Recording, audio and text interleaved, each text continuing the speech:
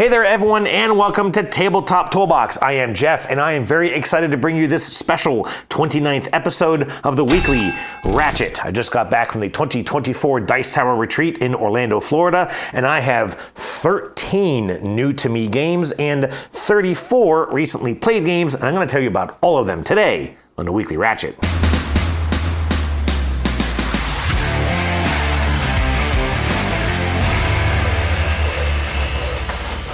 Hello there everyone, and welcome back to the Weekly Ratchet. I hope you've all had a fantastic week of gaming with hopefully friends and family. I just got back from the retreat. As I mentioned, I've got a lot of games here to talk about. Now, I did mention real quick last week that I will not be doing Question of the Week this week, just in the interest of time. So if you didn't get a chance to respond to last week's Question of the Week, you still have time to do that, and I can get those comments in for next week's 30th episode.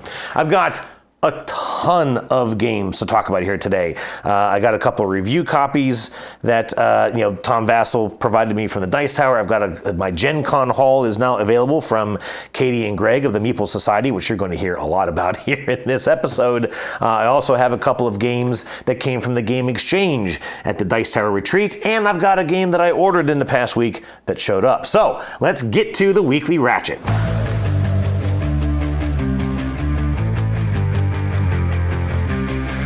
Okay, again, in the interest of time, I'm going to try and get through these fairly quickly. I will first mention the Gen Con haul because these were mostly games that I asked for. This first one is Ancient Knowledge, the Heritage expansion. This is from Yellow for the Ancient Knowledge game. This is supposed to add the option for solo play, and I want to check that out because I really did enjoy the sort of destruction or the engine building and engine destruction sequence of this game. So I'm looking forward to trying that. I also have Boop the Halls. This is from, I think this is Smirk and Dagger Games. Yes, Smirk and Dagger. This is the second sequel, the threequel? I don't know what the heck you call these things, but the third in this Boop series. These are almost like a abstract kind of a checkers game where you're putting cats out and they boop other cats out of the way. There was the Halloween version, which added ghost meeples, which I still think I can modify my base copy to add that in. This is a Christmas theme that now adds a three-dimensional Christmas tree display to the board. I haven't even opened the shrink on this yet, so I'm looking forward to trying that out.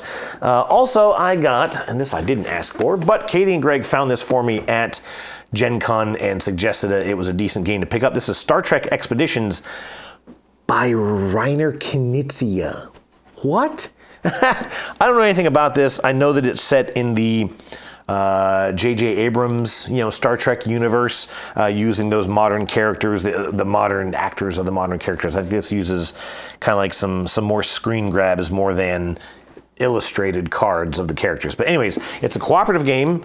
I don't know anything about it. They liked it, so hopefully I will get to try it and will like it as well. Those are all the Gen Con games. Now here's a couple of the games that the Dice Tower provided for me. These are review copies. I don't know anything about these, so I'm going to blitz through these pretty quick. This is Bang Dice Explosion. I think this is sort of an all-in version of the Bang the Dice game, which I do have just sort of the base retail Bang the Dice game, but this has 2 expansions and 4 brand new characters. I don't know if it adds any other sort of deluxe content. I don't have this version of it. Mine's just a little box. I didn't ask for this. Tom threw it in the pot, so hopefully I'll get a chance to try it out. I also have this game. This is called Project Gaia. I don't even know who this is by. It's from Escape Run Game Design by Stephen Baker. No idea. I did ask for this game. Tom put out a list and just said, hey, tell me what games you want to get. I put my name on this one. I don't know anything about it. The only thing I do know is that I'll actually maybe read this real quick. Welcome to a world where the very existence of humanity hangs in the balance. Gaia, the super AI designed to protect the Earth, we all see where this is going, right? Has identified the biggest threat of them all, humankind. Told you. To take control of 12 characters and journey across the Earth and space. Your mission is to shut down Gaia by discovering a reboot code. There's no time to lose, as Gaia is wreaking havoc on the Earth with natural disasters and deadly drones. What I thought was neat about this, I glanced at the rulebook super quick. There are alternate endings as to whether humankind wins or Gaia wins. I don't know if it's a semi-co-op or just a co-op, or if a one versus many. I have no idea. It looks neat. The components, I'm not too sure of. but I'm going to try and check this one out. That was Gaia Project. Up next, let's see. This is Zangwo. I feel like there's been a recent explosion of these kind of Chinese-themed games. I've mentioned Ultimate Voyage, which I'll talk about here again in a little bit. This is called The First Empire, Zangwo. Again, I don't know anything about this. It's a very heavy box. There's a lot of stuff in here, and it looks like it could be pretty neat. I've played a couple of these. The other one I did recently was Jiannan, which didn't sit too well with me. I mean, I'm okay with the theme if it's there, even though I don't know anything about ancient China, I'll be totally honest. But curious to see what this one's about. It looks really neat. Nice, decent art. Lots of little screen-printed meeples and boats and buildings and all kinds of stuff. So hopefully I'll check that one out. Up next is Pole Position, a racing game. I'm hoping that's right side up because the box back is upside down. It looks like your kind of standard racing board. You've got a lot of different spaces. You're trying to, maybe negotiate the corners and the tighter insides. But I don't know anything else about this. I do kind of like some racing games, or at least I'm still looking for like the perfect racing game. So I asked for this one. Let's see what else I've got. This one's also very heavy. This is called Skull Tales Full Sail. This is from Eclipse. The designer is David Aleskis. Again, I know nothing about it. I see some dice. I see a ton of miniatures, and this box is quite heavy. Make your own destiny, and become the terror of the seas in Skull Tales. No idea. 52 miniatures. Which could be good, could be bad. Who knows? I see some monsters down here too, so I'm guessing there's an element of some fantasy in this as well. But looks pretty cool. All right, last game from the Dice Tower, and this is probably the one I am most interested in. This is called The Warp. This is from a game from Thomas Snallwart. It's not the greatest font, folks. And I can't even tell you who this is. Oh, it's from Jumping Turtle Games. And I love this down here in the bottom. If you can see it, it says Expert. This is a 4X game. It says so right here or on the back. Yeah, right here. 4X. I see a bunch of dice. I see a bunch of little plastic miniature pieces, buildings, and maybe some ships. Looks like sort of a city building 4X game, maybe across space, but I actually don't see a lot of ships. I see a lot of buildings, maybe a couple of ships. Yeah, there's a few. I see a lot of gems. I see a couple of dice. I see boards with what looks like tech trees. Research. Looks like there's sort of leveling up of your different maybe planets. I'm not sure. But what caught my interest was the 120 to 180 minute playtime, 1 to 4 players ages 14 and up, and a shocking list of components in the corner. 42 multiplier tokens, 75 mission cards, 66 archive cards, 36 reward cards, so on and so forth. 1 solo die. Anyways, again, I didn't even pop the shrink on this one. It's also a very heavy box. This one looks neat. I'm going to try and check this one out. Matt, Mike, you guys interested? Let's give this one a play. All right, those are all the games from the Dice Tower. I did also pick up I was given 2 expansions to Small City by Albin Viard. This is the spring and summer expansions. I have the winter expansion. I don't know if there's a fall expansion or an autumn expansion. I have no idea. I have not played Small City, but I have it. It is, from what I understand, a very technical, very challenging polyomino SimCity style game. I read the rulebook on it, and it was complicated. At least it wasn't very well written. I think I'm going to need a video or two to help me get into that. But I love city building games, and I do like Albin Viard. His game Clinic it's polarizing, but I liked it. So yeah, I need to get that played, and then maybe play with the expansions. So then there was the game trade at the Dice Tower Retreat. This happens every year, where folks bring in games and leave them on a table, and then you kind of get called in a random order to go and get a game. So of course the first few people get the really good stuff, and everyone else gets kind of the crap. I've always been called late in the list, so I don't always get great stuff. On my second pass across the table, I picked up Bites.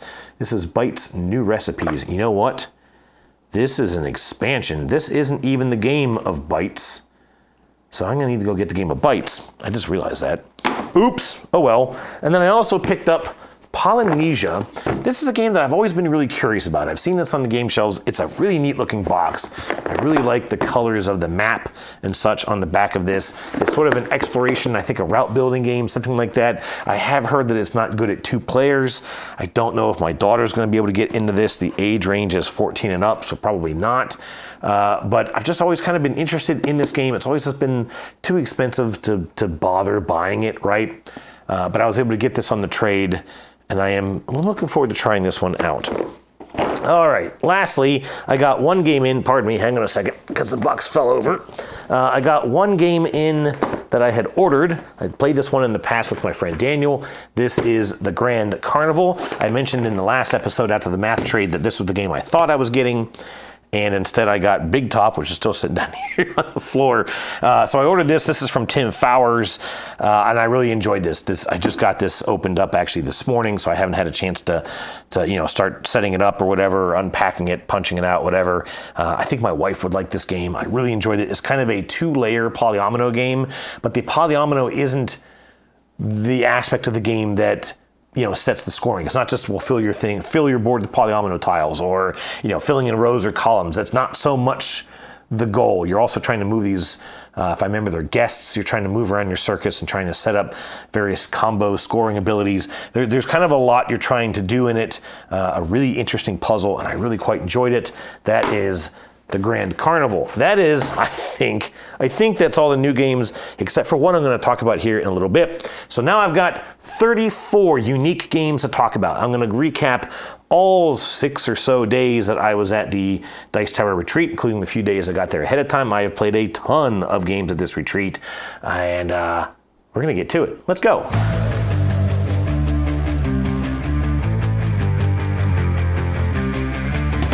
All right, there's no way I can memorize 34 different games, so I've got a quick list I'm going to use here. I'm also going to break this down by day with a couple of edits in between, so I can maybe keep myself hydrated as I'm filming this. I arrived Monday morning, fairly early Monday morning, in Orlando. Katie and Greg picked me up from the airport, which I was very gracious of, and took me to the Caribe Resort, this beautiful resort in Orlando with this beautiful central pool, which I actually never got to visit this week.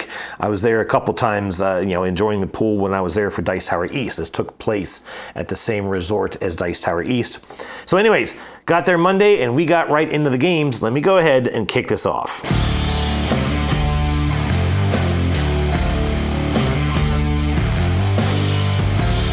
Up first Monday, kind of early afternoon, we had to get a lunch crowd out of our way, and then we sat down on a huge table in the lobby of this hotel and played Reef Project. This is, I believe, the newest game from Board and Dice. I did not put the designer's name in here, but Katie and Greg brought this and they taught it. And what was interesting is that this game is so new that Tom didn't even know it was out yet. Tom Vassell didn't know it was out yet. He actually walked by as we were playing it. He was already there at the resort and kind of watched us there for a little bit, was checking out the components. They didn't have this in the Dice Tower library, and so Katie and Greg would end up sort of demoing this game to a ton of people throughout the entire week. I thought it was neat. I'm not a huge Board and Dice fan, to be honest with you. I played a couple of their T games.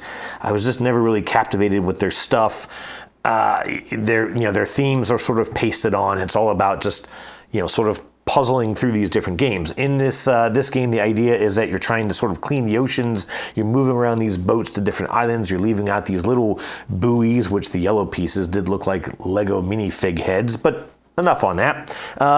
And then as you're going, you're just trying to set up some combo abilities. You've got employee or sort of crew members that you can employ on your boat, and they can give you certain abilities. You're trying to work with these 3 resources, constantly collecting resources and then using them to trigger off these workers, hopefully setting up a lot of scoring opportunities. And then as you sort of finish off these areas of ocean between these islands, wherever these floating trash tokens are sitting, you can then collect those tokens, and they just give you some points at the end of the game. That you can also use those tokens to give you sort of a powerful ability during the game, but then you lose the token for extra scoring at the end of the game. I didn't dislike this game. The only thing that I found was once we went, at first you're kind of racing around, you're trying to set up the routes that you can collect those trash tokens. But we collected them all very early in the game, and then the rest of the game it was just, okay, where can I get points? What can I do to trigger points? The theme didn't mean anything anymore, and it just kind of felt flat for me in the second half of the game. A very, very popular game. That, like I said, they played it a ton of times over the weekend. It looked very nice, but I think that lack of theme is something that's going to keep me from really coming back to it. That was Reef Project by Board and Dice. Then we played Middle Ages. This is from Marc Andre, the designer of Splendor. And we played this again with Katie and Greg. Our good friend Mila Cheatham joined us, and Tom Vassell, who had, I don't know if he'd actually gotten to play that yet. He knew about it, but he hadn't had a chance to check it out. So he joined us for a quick game, kicked our butts in it, which was kind of funny. This is, I enjoyed this. You have just a cardboard sort of row in front of you, and you're collecting these tiles King Domino style, in that you arrange them from left to right, lowest to highest number. The ones on the further left are going to be the least beneficial, but then in the next turn, the player furthest to the left of the previous row gets to go again. So you can kind of forego a better tile to then have a better selection in the next round, and so on and so forth. As you're collecting these tiles, each one triggers different things. Some of them may give you an upgrade to your board. Some of them may score you money for it and other tiles of its type. Just a lot of kind of combo things that trigger off. And again, you're collecting money, which I believe is the victory points. Yeah, the money is the victory points at the end of the game. There is a little bit of meanness in this game, because if you take, say, a windmill, and you have more windmills than other players, they all have to give you 2 coins. If you take I don't remember the name of the tokens were, but if you take a barracks, I believe it was, a military token, if you do not have a keep, sort of a castle keep to protect you from the military, then you have to, again, forfeit money over to other players. If you have more keeps than them, or more keeps than the barracks, you don't have to suffer. There's also, at the end of each round, I think you played 4 rounds, or 4 sort of turns per round, and then these tiles trigger, and those tiles may force you to destroy buildings. You can repair the buildings, but there's very limited opportunities to do so. And we were kind of sitting there talking about the somewhat aggressive nature of the game.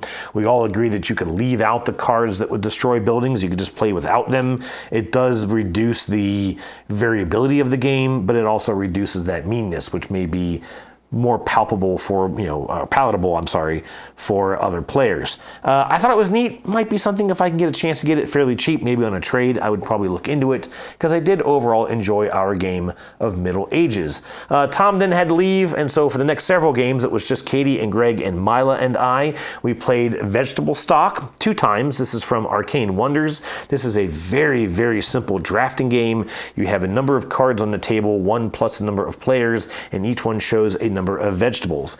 You take the card, and that gives you those vegetables for the rest of the game. The card that is left will then increase the stocks of 5 different vegetable markets. I think it was 5.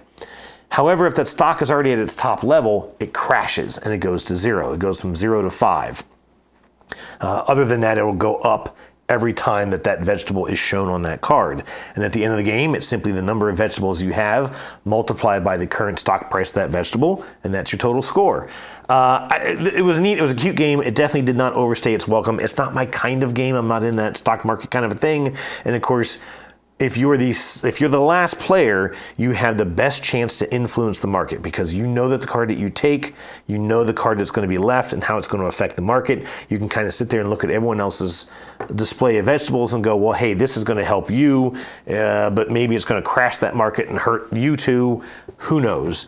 And so I kind of like that aspect of it, but really, if you're the first players of each round, you're just out of control. You have no idea what's going to happen. You're just kind of at the mercy of the market. So it was cute. It was nice. I can see why it's very popular. Not my kind of game, but that was Vegetable Stock. Then we played Cities by DeVere. I've talked about Cities here on the Ratchet before. I think it's an okay game. It doesn't really do anything new or interesting for me personally. You've got a couple of public objectives you're racing for. As you're playing through this game, you're sort of drafting from a market of city tiles, of city buildings, of city enhancements, and of goal cards. You're going to be able to take one of those 4 things each round. And of course, if you're first player, you get first crack at whatever you want. But you've got to then pick which of these 4 things is going to work best for me right now. What do I really need to get? Because you're going to eventually be the last one to draft something. And it's just a matter of how you can collect things throughout the game. I won this again. I've actually won this both times that I've played it. And I don't know, almost like to me, it just doesn't feel like that much of a challenge. If you're just kind of working towards your goals, yes, sometimes you might be forced to take something you don't really need or it doesn't really work for you. But I don't know. It's an okay game. It's fine. I don't think it's incredible. I will talk about an incredible Devere game here pretty soon. We then played Super Kawaii Pets. This is also from Arcane Wonders. And I don't even remember a whole lot about this game. It was already getting a little late into the evening at that point, but you're drafting these cards. You have a market of animal cards, and I think a market of like resources, because it wasn't even necessarily toys. There were some toys for these animals, and then there was a love card and a health card. And each animal is sad. You had dogs and cats, mostly dogs and cats. You also had some wild animals, lizards, rabbits. You had dogs, cats, and rabbits. And then you had some wild animals like a bear, a lizard, maybe a parakeet or something like that. I don't remember. And you're just collecting these cards. You're trying to get them the things that they need, whether it's love or health or toys, to then flip them over. And then you need a home or an enclosure card for those animals. And if you can get the right animals into the right enclosure, you can score a ton of points. And you just play until I think someone has 12 cards. I think that was the number you were aiming for.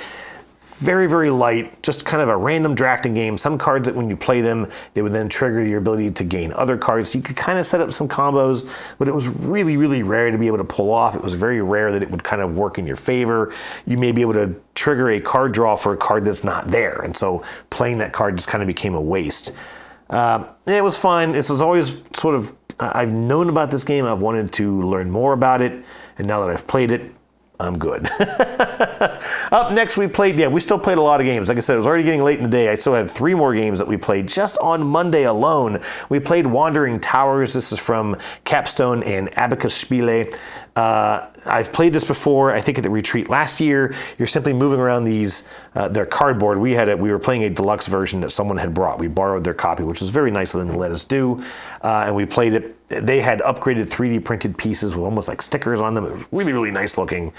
And you're moving these towers around. You have these wooden wizard meeples. You're trying to get the meeples into this black specialty tower. You got to get all 4 of them into that tower. But before you do that, you also have to fill up your 5 potion tokens, at least 5 for a 4-player game. And you simply refill them by placing a tower over top of other wizards. I often joke that you're juicing the wizards to fill your potions. And if you have all your potions filled and you get all of your wizards into this tower, you win the game. You're moving all of these things by simply playing 2 cards on your turn, and then you can choose from that card often if you're going to move a tower or move a wizard. Everything has to be precise. You have to move the number of spaces that it shows. And so it just really kind of comes down to the luck of what you can do on your turn. I played this again with Katie and Greg and Mila, and Greg was just flustered the whole time because every time it was his turn, all of his wizards were covered by towers, and then it becomes a memory game. You have to remember where your wizards are. If there's a huge stack of towers, where is your wizard in that stack? And so you may use your first action to move a tower, and you still didn't uncover your wizard, so you still can't do anything. And then you're like, well, geez, now what do I do? You're going to waste your whole turn just to uncover your maybe a wizard. And on the next turn, it may be covered up again. And I get it. I got his frustration completely with this game. I won this again, a game that I have won both times that I've played it. I don't really like it because of that randomness. Everyone else did have a good time, and that's certainly fine. That is Wandering Towers. We then played Explorers of the North Sea. This is a Garfield Games from Shem Phillips. We played it with Katie and Greg. Mila had to head off. I think she was heading to bed at that point. It was getting quite late. But Katie and Greg's friend Bill joined us, and we played this. I also have not been a big fan of the Garfield games. I feel like while they are all different games, they all ultimately do the same thing. You're simply trying to move up tracks. You're trying to get points. And that's it. And some of them are worker placement, some of them are card drafting, card play, tableau building, whatever. But ultimately, they all sort of score the same way. They all look the same, which has been a little frustrating for me personally. And I would have to say that this is probably my favorite of the Garfield games that I have played. It's a very, very different formula where you are building out this sort of archipelago display on the board. I'll admit that the tiles aren't the most interesting looking, just blue and green tiles with a couple of animals on them. But you are building islands or expanding islands. You have these boats that you can move around with warriors that you put on the boats, maybe Vikings.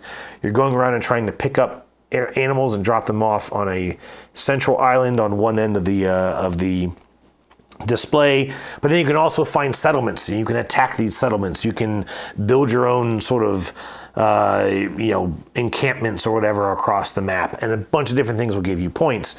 And I was really enjoying the idea of exploring out these islands, trying to put down tiles. I actually kind of sort of isolated myself into one corner of this archipelago and was just hoovering up a bunch of points with doing stuff. I gave up on the pick up and deliver aspect because it just took too long to move your boat around. And so instead I was trying to get all these settlements built. I was trying to take over all these hostile encampments and trying to build out my own display. And I did well with it. I think I still only got third place out of the 4, but I did really enjoy it. It was a pretty neat game to play. The last game we played on Monday was Things in Rings. I talked about this a few episodes ago. I played this at Dice Tower East with a couple of new friends. I wanted to be the giver in this game, the person who basically let me explain the game real quick. You are basically building a Venn diagram in front of you. One of the circles is an attribute of a word, the other is the context of the item, and the other is an attribute of the item itself. So if you play out a card that says elephant, the giver has to look at 3 clues that they have and figure out where the word elephant fits into this Venn diagram. So it may be if word is the attribute of the word starts with a vowel, well then clearly it goes in that ring. If the context of that item is what is context? The context would be whether it's living, right?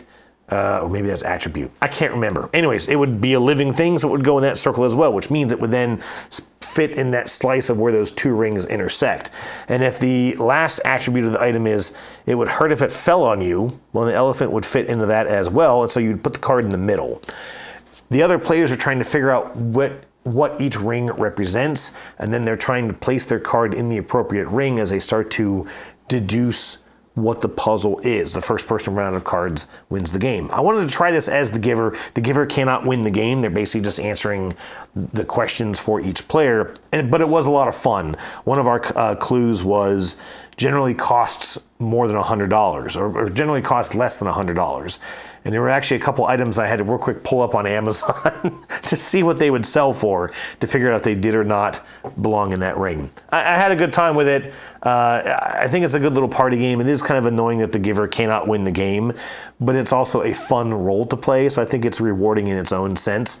But that was Things in Rings, and that was the end of a very long gaming Monday. I think we played from about 1 or 1:30 that afternoon until easily midnight, if not later. These were obviously a lot of fairly quick games, but a very, very good way to start the retreat on Monday.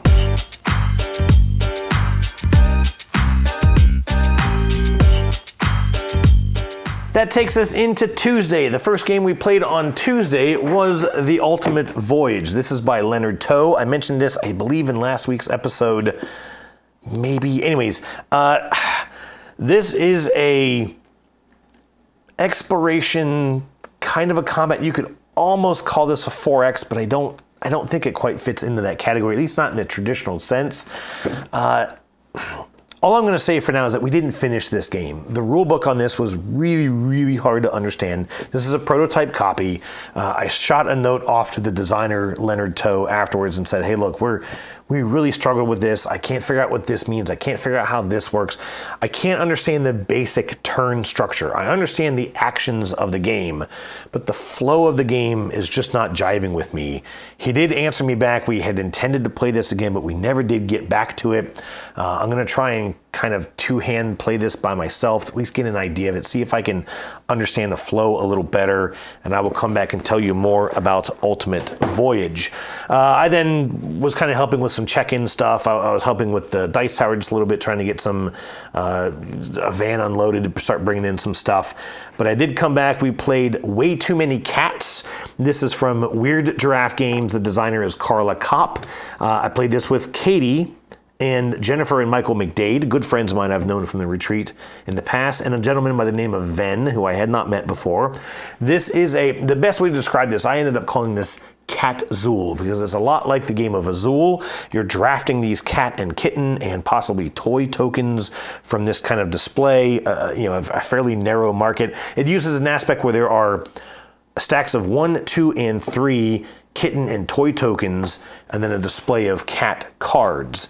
You sort of pick the kitten display, and that then dictates how many cards you can draw from the cat display. If you take the largest stack of kitten and toy tokens, you have to take the rightmost or oldest cat card. If you choose to take the single cat and kitten token, cat or kitten token, you can then take 2 of the cat cards, any 2 that you wish. And so it kind of makes this, it's a neat puzzle. Like, okay, well, I really want that card and I want that card, but man, I really want those 2 kitten tokens, so I can't do both.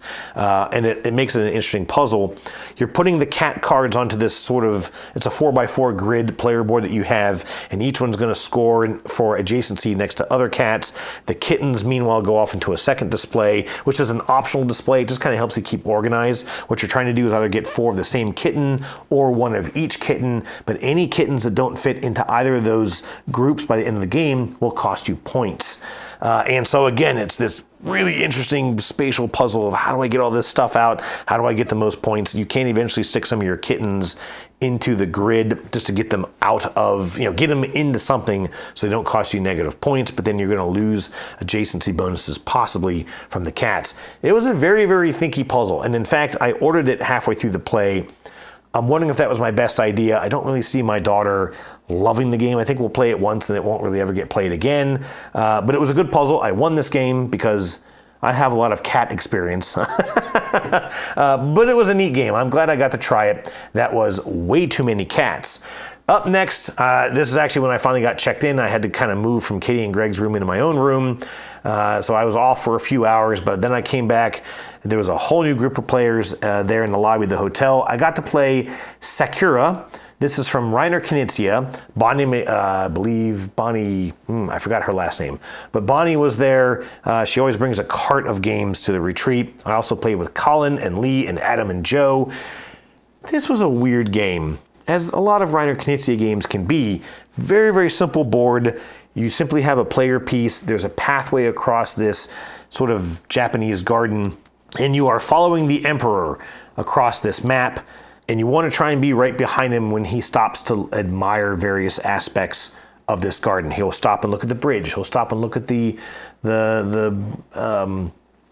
cherry blossom trees or whatever. And you want to be closest to him when he does that because you'll get the most points. But if any point you run into him, you lose honor and you go back 3 spaces on this track. Each player can only sit on 1 space of the track though. So if you have to go back or forward and there's someone in your way, then you skip all the way to the next space, which means you may move way further than you want to on your turn. These movements are determined by cards that you have, and each card will tell you maybe if the Emperor moves, maybe the player furthest and back, furthest and forward moves, and then how much you move.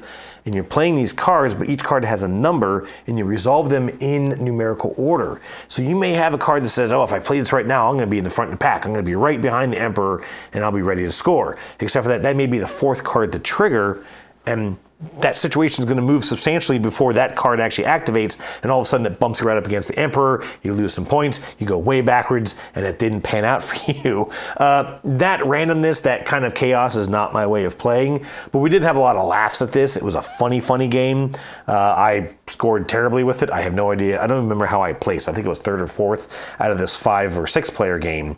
But hey, that was Sakura by Reiner Knizia. We then played another game of Things and Rings. I won't recap that one. I was not the giver in that game. I did not win that game either, although Colin on my right, he did win it, and I knew what I was going to do with the 2 cards that I had, so if he didn't get it, I would have gotten it, although I still had no idea what the rings meant.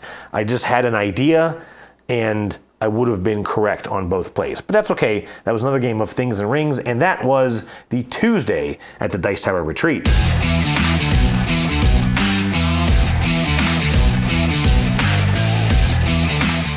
Here we go into Wednesday, 11 down, 23 still to go. This was the first official day of the Dice Tower Retreat. The doors opened actually early in the morning. The official time was 8 o'clock, but Tom Vass always gets in there early and usually just kind of says, I'm opening the show, let's go. He has often said that the retreat is his favorite con of the year.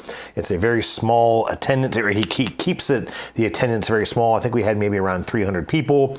Of course, the 2,000 plus games in the Dice Tower library, and he just gets to sit and play games. And I think it's kind of, for him, it's the most relaxing event. There's no real events planned. There's no special things that really happen except for Key Lime Pie Night and, of course, the game exchange. But other than that, it's just a bunch of people playing games and having a ton of fun. So the first game I got to play when I walked in was Skate Summer. This is from Pandasaurus. I actually have a copy of this over here on my unplayed games shelf, and I've been meaning to check it out. I've heard good things about it. I know that there's a push your luck element to it, which is not my favorite, but I like the way that it works in this game because everybody can get hosed by it, which is often kind of funny. I played this with Tessa and Gary, folks I'd never met before. I think they were actually at the retreat for the first time. And then Katie and Greg joined us just as we were kind of getting ready to start teaching. And this was really fun. I really enjoyed this. There's an element where first you're trying to pull off a trick. You're trying to basically get a bunch of cards played onto your skateboard. But then after each card gets played, the lead player will roll a die, and that sort of flings you to one side or the other of your skateboard. And you have this balance that you have to maintain, and if the balance goes off too far, then you fall, the trick fails. You only lose the most recent card that you had played, but then you're going to use the remaining cards to move around this sort of town, and you're trying to collect various tokens. You're trying to upgrade your player board by reaching these 6 spaces around the board that spell out the words SKATER, and each letter will then upgrade something in your player board. You may be able to get more cards played. You may actually broaden the balance range of your player board. You may I can't even remember what all else you can do, but you can unlock these extra abilities, and it, obviously gives you some extra opportunities. You increase your hand size, all kinds of stuff. And I really, really enjoyed this. I have not been a fan. In fact, I was talking with another friend of mine before I went to the retreat that there is really just nothing from Pandasaurus that I love. Everything is either okay, but has a sort of a fatal flaw to it, or they're just flat out not good at all. But this game was pretty good, and I had a lot of fun playing Skate Summer. I then joined another group of players I had never met before, a pair of gentlemen by the name of Brock and Carl, and they were playing Invincible, the hero building game from Direwolf. This is apparently a board game version of I think an animated series. I have never seen it. I did then hear that it's actually kind of a bloody, sort of a gory, maybe, animated series, which is definitely why I would not watch it. Just not my kind of thing. But this is a cooperative game where you're trying to thwart a villain and maybe some of his minions by working through this bag building aspect where you then trigger abilities of your character based on the cubes that you're pulling out of the bag. But if you pull out too many black cubes, you sort of pass out exhausted, and players have to try and save you before the round ends, or you're going to take damage. If you take too much damage, you get KO'd, and if all the players are KO'd, they're out of the game.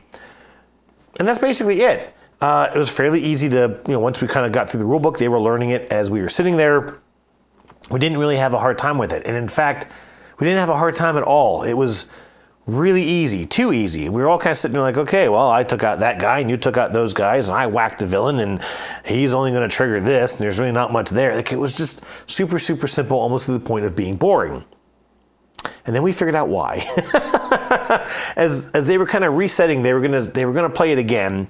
I was like, yeah, I think I'm kind of good. I'm gonna go play something else. But as the one gentleman was resetting the board, he looked at something and he goes, oh, we were playing on the 2-player board. We should have been playing on the 3-player board, which would have made it a little bit more difficult. Not tremendously more difficult. And we were playing on the first scenario, and clearly this game was going to get harder as it went. And I think that kind of made me realize, okay, yeah, I didn't really, it's not that I did not like the play, I just wasn't really challenged. That would have made it more of a challenge, and I think it would have encouraged a little bit more teamwork. We didn't really find ourselves going, well, hey, let me do this before you do that. I think the one thing that was weird with it is that you can just kind of wait and let other players pull cubes, because you can just, at least as I understood it, you can just keep pulling cubes and keep going. I don't think you have to actually wait and do this in volleys. Maybe we should have. Maybe that was another thing that we were able to take advantage of, was that, basically one player waited until I was able to trigger something for him to then do something and get more damage out of it. Maybe we played that wrong. I don't really know. But it was a decent game. I would certainly play it again if someone asked me to. Not something I think I need to seek out for myself, but I can certainly understand why it's popular, especially if you know that IP, Invincible, the hero building game. Then things got a little ugly for me, and we played Kemet, Blood, and Sand. This is from Meadow, and I played this with Emery, who's one of the new marketing manager there at the Dice Tower. I met him at Dice Tower East. He was actually my roommate there at Dice Tower East, and he is a hilarious human being. I really appreciate his sense of humor. Really have enjoyed getting to chat with him. He's a lousy game teacher, though, because I played this with him and Colin, my friend Colin, and Michael. And Emery taught the game. He was like, yeah, I know how to play this. Mostly. I think I know how to play this. The rulebook's terrible, but I know how to play this. And he taught it. Now, Kemet is a dudes on the map area control game where you're basically racing to get to 8 points. I think it was 8 or 10. I can't remember. And various things that you do will get you points, except for that we were halfway through the game and he goes, oh, I forgot. You're actually supposed to have a point for this. Oh, okay. Well, now all of a sudden it was, 6-5. And we before that it was 4-2 or something. I went most of the game with no points whatsoever. I think I ended the game with 3 points. And the problem was that towards the end, when we had started to kind of build up a little bit of an engine, if you will, we had kind of leveled up to a point that we could purchase certain things. You're building these pyramids and they give you access to these special cards. And Michael and I were looking at the player aid and going, well, hey, if we can buy this tile and it says that you get a silver action coin, what's that? And Emery goes, those don't exist. And we're like, what are you talking about? No, they just don't exist. And what it was that he didn't know what they did, and at that point in the game, he didn't really want to bother learning it because he was about to win. And that wasn't great. I'm going to be honest. That wasn't really great because while it certainly was not going to recover the game for me, it was an aspect of the game that I simply could not even experience because the teacher didn't want to teach it. That was kind of shitty. I'm going to be honest. But by that point, I hated the game anyways. It was so random. It was so difficult to kind of do what you wanted to do anyways. And it was very, very loosey-goosey. If you were at your home base, you could just randomly teleport across the map and be anywhere in an instant and get into a fight that you weren't expecting to get into. The fighting was very simple. You simply played cards almost kind of like Scythe style, in that you pick a base card, you can have a card that enhances that, and then you just kind of lay out, okay, I do 8 damage and you do 9, so I lose, which is how every single fight went for me. I lost every fight in the game, whether I was offensive or defensive, it didn't matter. And I just hated my play of Kemet, Blood, and Sand. I think then I got some lunch and then I came back to play Harvest. This is a brand new game from Keymaster. And I know Parks from Keymaster. I also know, I always forget the name of this game. It is on my shelf somewhere. I don't see it. Caper Europe. I didn't see it. I just remembered. Caper Europe is a 2-player game. Harvest, I think, plays up to 5 players. It is a farming game. And I'm going to tell you something. I've always kind of enjoyed the farming theme. Some of my favorite video games are the farming simulator games, which just sounds stupid to even say, but I've just always enjoyed that kind of relaxing economy style aspect of a farming game. And so I was very curious to see it play out in board game form. But Harvest is a weird game. First of all, the color palette is just a little off. It almost has this kind of neon look to everything. It actually looks worse in photos than it does on the table. It's not that bad on the table. But this one was really weird because you only get so many actions on your turn. You are playing these various spots on the board, and some spots will give you 3 actions at that location, like the barn or the market. Some will give you 2, some will only give you 1, but then maybe give you another benefit. and you've got this grid in front of you. You're playing things almost polyomino style. It's not a heavy polyomino game, but like the pumpkin patch is an L-shaped, the blueberries is a 2x1 grid, the wheat is a 3x1 piece, and the strawberries are a 1x1, so on and so forth. You're clearing forest to then make room for more tiles, be able to have more fields, and all that's fine, but you have to do things in a certain order, which is typical of farming, right? You have to clear the fields, and then you have to plant the crops. You then have to tend to them to make them grow, which actually you then get to play an additional piece adjacent to the piece you already have, which makes the polyomino aspect quite puzzly, because if you kind of grouped everything, well, then everything that's tucked up against the board cannot grow. So you got to space things out just the right way, tend to them, and then you harvest them. You get a bunch of points from harvesting. You get a little bit of money from harvesting.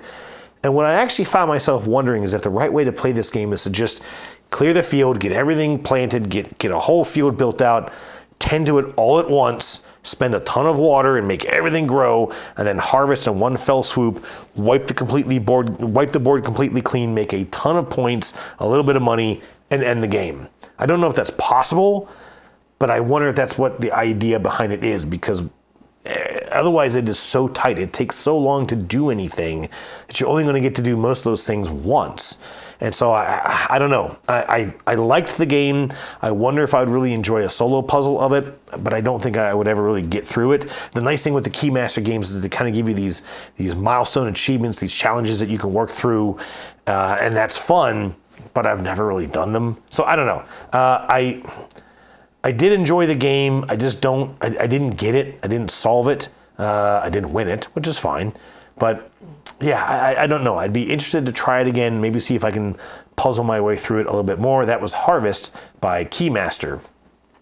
I was then walking through the room, and I was just kind of walking around, and I saw someone that had a yellow flag up. Yellow flag means I could use help learning this game, and the game in front of them was Lunar Rush, and it just happened to be my friend Colin and another gentleman by the name of Weston, who I did not know. He knew me from the channel, and I said, hey, I can teach you this game. I've actually reviewed it here on the Dice Tower channel, and I said, yeah, I can help you play this. And so I started teaching, explaining everything, helped them get the rest of it set up, and they were going to play it 2-player because no one else had joined them.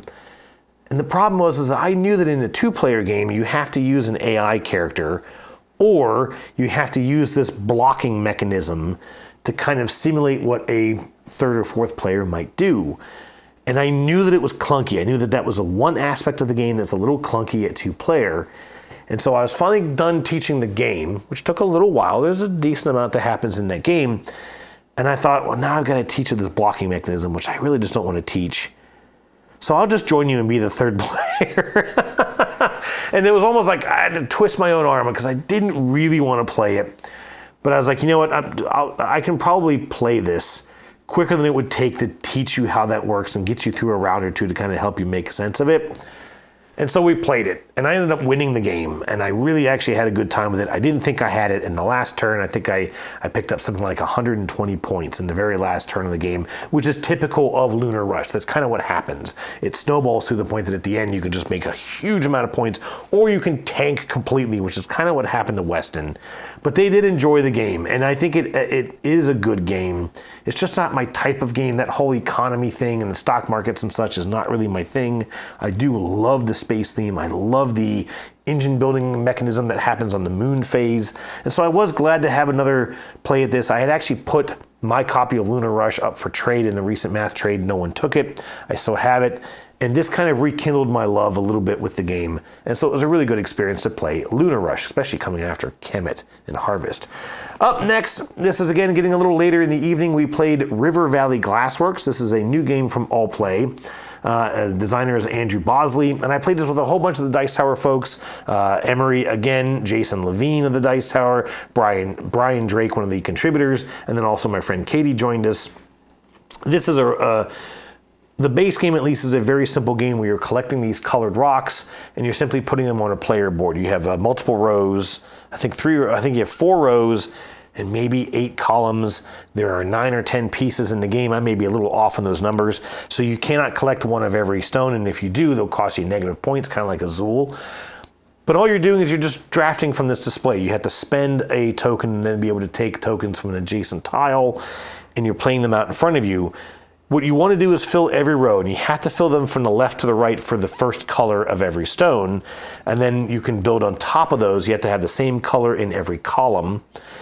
You're going to score for every row that you have filled all the way from the left as far to the right as you can get it. And I think the maximum points is 22 for each row.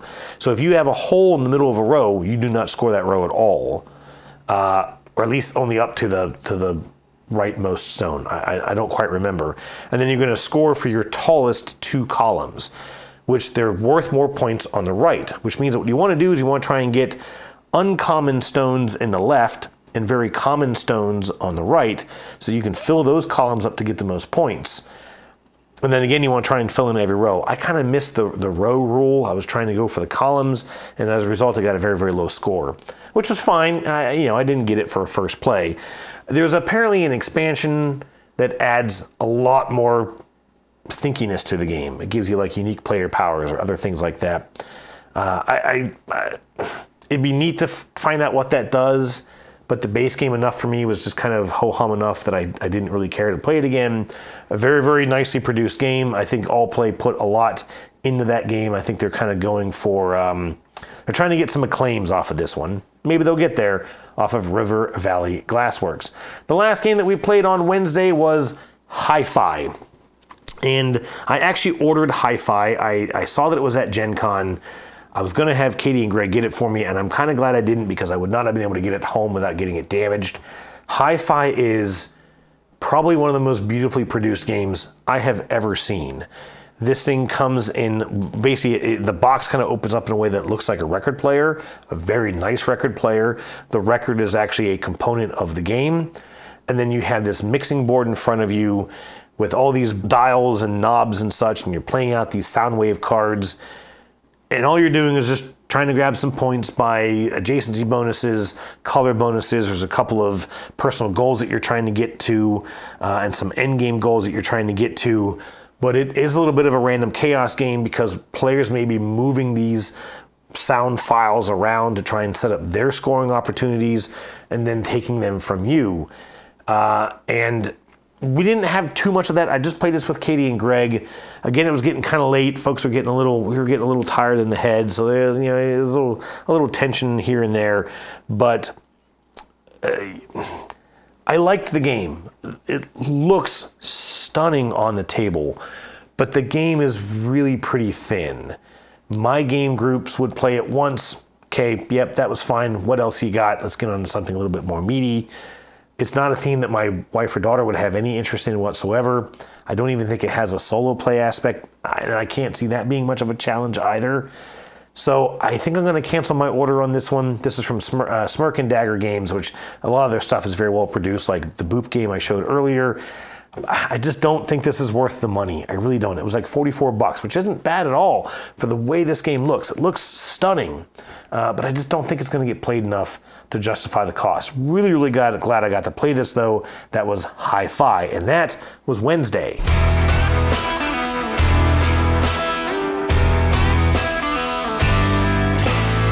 Now we're into Thursday. I still have 4 days of gaming to talk about. The first game I played on Thursday was Dinogenics. This is with the New Arrivals expansion. This is from Ninth Haven Games. The designer is Richard Keene. Now, I've talked a lot about New Arrivals here on the channel already in past episodes. I'm not going to talk too much about the game itself. I did play this with Katie and Greg and their friends Doug and Mary. They have a YouTube channel called Co-opal of Nerds. And Katie and Greg wanted to show this to Doug and Mary. They both live in Indy. They know each other very well. So we played this at 5. Now, I was tempted to kind of back out of it, just teach them, let them play and go do something else. Because frankly, I've played this a lot lately, and I didn't really want to get into a long 5-player game. But I thought, no, I can handle this. It'll be easier if I just kind of help out with it. And so I stayed into it. And I probably shouldn't have done that really for their benefit because I was getting kind of cranky. It did turn into a very, very long game. The biggest problem that I had with it, though, is that you play with one less worker at 4 or 5 players. I've only played this once at 4, and I may have missed that rule, or at least I just don't remember it. But that means that in a 7-season game, a 7-round game, you get 7 less actions, which is basically 20% of the game gets reduced for you. Maybe a little less than that. I'm not a mathematician. But you just get 7 less actions throughout the entire game. And that hurts. And in fact, I was messaging Richard while we were sitting there. I was like, man, I'm playing this at 5. I don't really like this game at 5. And he responded, I think even before we were done playing, and he said, yeah, it's a different beast at 5. He said, you really got to work for those illicit strategies. You really have to find just the right combos to succeed at 5. And that they were looking at a variant where you could just add in your worker and play it with the full worker count. But he says it adds like easily 45 minutes to the game. And I was like, yeah, we're 3 hours in. I think I'm good. They had a good time, and that was great. I was getting a little salty, and I feel bad about that. I'm glad that they liked it. I know that Katie and Greg are going to be getting the newest GameFound project. This is coming out to GameFound any week now. My video is ready to go. I cannot wait to hit the public button on it. Funny enough, I've sent the link already to Richard, and the video already has 15 views. I've shared it with no one. Even my own family hasn't watched it through YouTube. So obviously he's showing his friends, which is fine, which is great. I mean, that really just kind of makes me happy. And I cannot wait to share it with all of you. That is Dinogenics with the New Arrivals expansion. Check out that game when it comes to GameFound. Maybe just play it at 3. Okay, this is going to be the longest game I'm going to talk about here coming up. I'm really excited about this game. I got to play Rock Hard 1977 by DeVere and designer Jackie Fox, who is a previous band member of the game The Runaways, which she left the band in 1977 because she was really struggling with a drug addiction. And that's why it's called this. I'm going to say this right here, right now. If there is a more thematic board game, I haven't played it. Okay? This was after lunch. We got done with Dinogenics, got some lunch, came back. Katie and Greg went to go do something, and so I joined up a different group. I played with a couple named Meldon and Sherry, an older couple. Managed to just kind of walk past this as they were getting it set up, and had an open seat, and I got to play this. And I loved this game. I'm not a huge fan of DeVere. Lacrimosa was okay. It just was so non-thematic that I just couldn't get into it, and I got rid of my copy. White Castle, I do not understand why that game is so popular. Bamboo was almost terrible. Salton Sea was good, but kind of flawed. I talked about that in an older episode. Rock Hard 1977, I think might crack my top 10 at some point. I've actually played it twice during the retreat. I played it later on the same day. I won't talk about it really too much then. And I taught it again later on in the week. And I even just love teaching this game because it is dripping with theme. The idea of this is that you are a fledgling rock star. You are trying to become a successful musician. You are trying to grow to stardom. You start off with a job, like a car salesman or a executive assistant or a truck driver, and you've got a little bit of skill, and you're trying to enhance your skills, trying to improve your chops, you're trying to improve your reputation, you're trying to learn some new songs, you're trying to grow your band, you're trying to do better gigs, you're eventually going to tell your boss to shove it, or you're just going to not show up enough times to get fired. You don't care, because at that point you're going to be a professional rock star. And throughout this game, you're trying to do those things during the day. You've got this day and night and late night shift throughout the game. During the day, you're signing up record deals, you're doing interviews, maybe you're going to go and lay down some tracks in the recording studios and improve your chops. You might go and work on a new song, but maybe you got to go do that day job to bring a couple of bucks in. Maybe you got to donate blood because you're broke and you need some money that way. Or maybe you're going to go buy some candy. And this is kind of a questionable aspect of the theme, but there is candy in the game, which I think we all know means drugs. And what those drugs will do, you can use them throughout the game to basically get extra actions. You speed yourself up to try and get some extra things done, but that can have a penalty. You can crash. You can basically be forced to spend your next day in rehab and you don't get anything done. Which you can teach that in a way that makes it really, really funny. If you want to just let that theme kind of weigh you down, you can. I didn't see anyone there who had a problem with it. It's called candy throughout the entire game. There's no references to drug use. And I think the idea was that can kind of make it family friendly, which is fine. It's also a good opportunity to talk to your family about drugs. And hey, look, yeah, in this game, this is what it lets you do, but it's something you should try and avoid. And then this rehab box is why. Anyways, I won't dwell on that anymore, but I loved this game. like I said, it is just everything that you do is dripping with theme. This idea that, well, I got the job. In fact, the funniest story was that the second time we played this time I didn't play it with Katie and Greg, but I did later in the day. I had to go and get a record deal signed. I had everything I needed to go sign that record deal. And I was like, got my record deal. And then it was Greg's turn. He goes, okay, well, I'm going to go ahead and work my job. And I went, oh shit, I have a job. And the entire table laughed for about 5 minutes because I just forgot. I forgot that I was so focused on what I needed to do to get my career to take off that I forgot that I already had a job. And it felt real in that moment. It made me remember the aspect of I'm running this YouTube channel, and there are times when I really want to get that edit done, but I have a day job, and I've got to go and work that job. And you know, the side hobby that I would love to be able to do full time, but I can't, you know, is just going to have to sit and wait. And it brought this whole thing home to me. Plus the fact that someone who, quite frankly, when I was young, I wanted to be a rock star. I was a songwriter. I was a musician for the first half of my life, and I wanted to be a songwriter and a performing musician, and that never took off, kind of obviously. But man, this game was fantastic. Halfway through this first play, I ordered it. It's supposed to be here maybe tomorrow or Wednesday. I cannot wait to play this game again. Absolutely fantastic. Rock hard, 1977. Why did I pause there? I don't know. I'm not doing a cut. Moving on. Okay, regroup.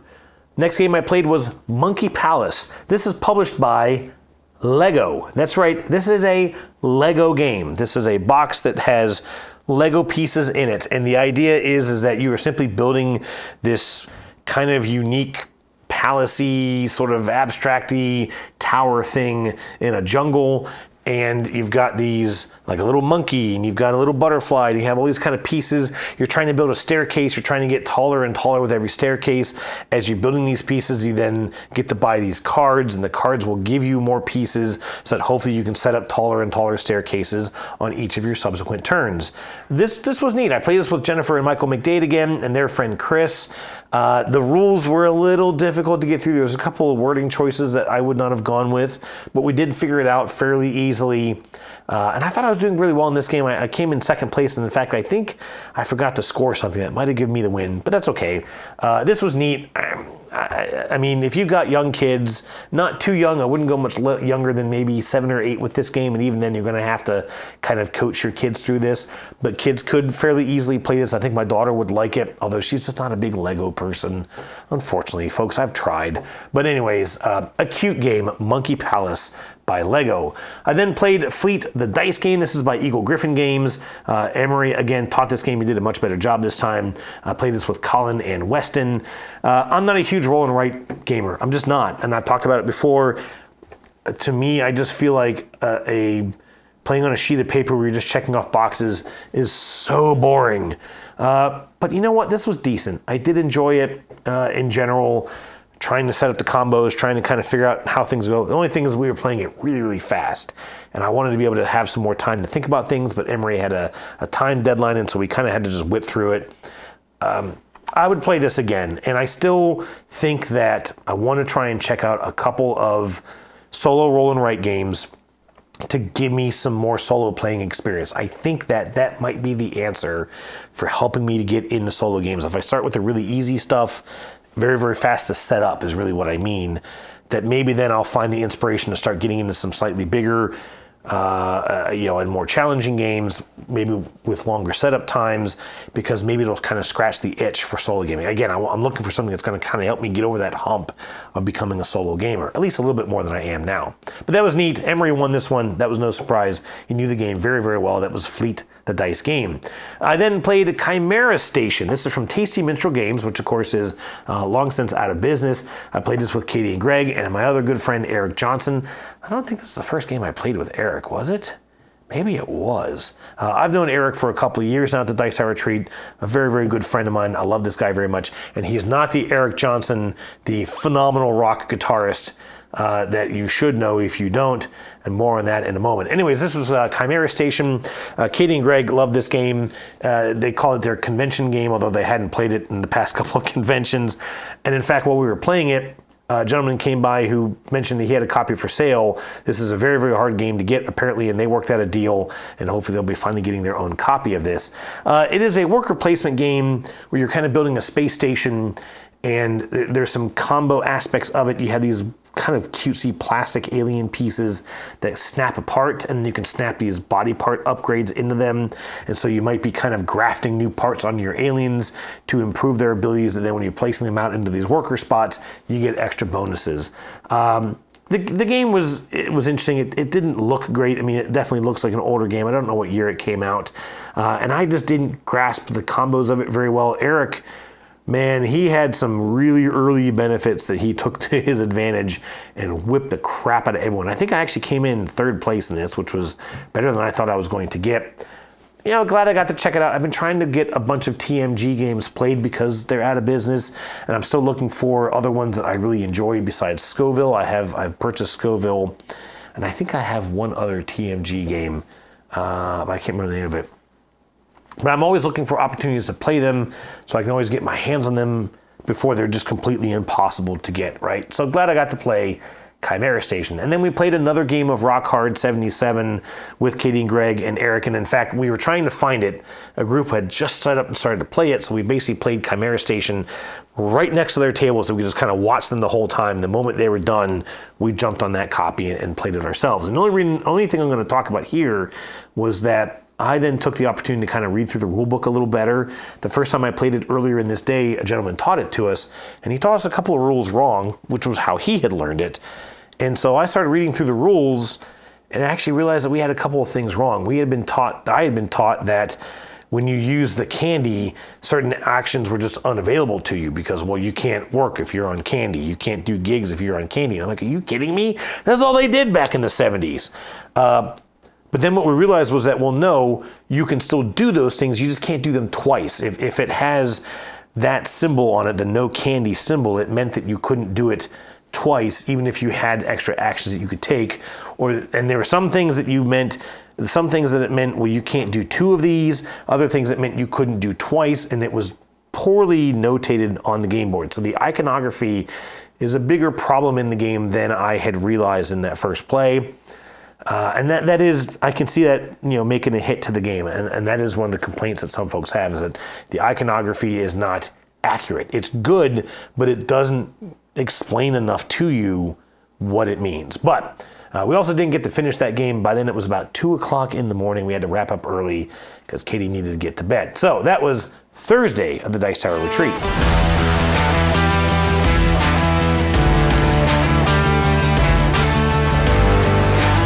That takes us into Friday. Still 3 days of gaming left to go through. The first game I played was Nocturne. This is by Flat Out Games. Designer is David Lezzi, and the art is by Beth Sobel. This is the, I think, 5th in kind of a series of games from Flat Out that all fit in the same boxes. The first 3 were kind of very similar to each other. You had Calico, Cascadia, and Verdant. They were, drafting games where you're then trying to just build out various tableaus in front of you. Then there was Fit to Print, which is a very, very different game. It's still kind of a drafting game where you're building out a polyomino newspaper grid, but the overall play is very different, and that was a timed game. This game, very, very different as well. You're kind of setting up these combo scoring where you're getting these tiles that can give you these symbols, and you have cards that if you can get the symbols of, you'll score points. The way that you play this, though, is actually very similar to another recently published game, which is called Skyrise. I mentioned that when I played it at the Dice Tower East convention. These games use a bidding system where you place a tile out, a token out with a number on it, and then another player, if they want to outbid you, will place their token on an adjacent tile orthogonally organized to that first tile. And then the third player can bid, and the fourth player can bid, and it kind of keeps going around and around until either someone decides to play their, this was called, I believe, the magical token, or the supreme magical token, whatever it was called. But basically, when you played that token, you just ended the bidding. That tile is mine, and that's it. No one else can bid. Or, of course, no one can outbid you, or they choose not to outbid you, in which case you take the last tile that you bid on.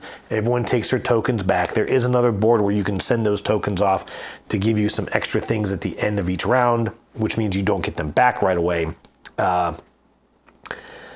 And Skyrise does the same thing, right? And I didn't like Skyrise, and I didn't like Nocturne for the same reason. I'm placing a token on that tile because I need that tile. Someone then says, well, I'm going to bid on this tile because maybe I need the tile next to it. And there's no way that I can say, well, no, I really need this tile. I can't bid higher on the same tile that I was on. And so basically, there is now no way to get that tile until maybe the next round, if it even comes up in the lineup. And so you're going, well, I need to get that tile. Someone starts the next bid sequence way over here, and I don't know if I'm even going to have a chance to bid on that tile again.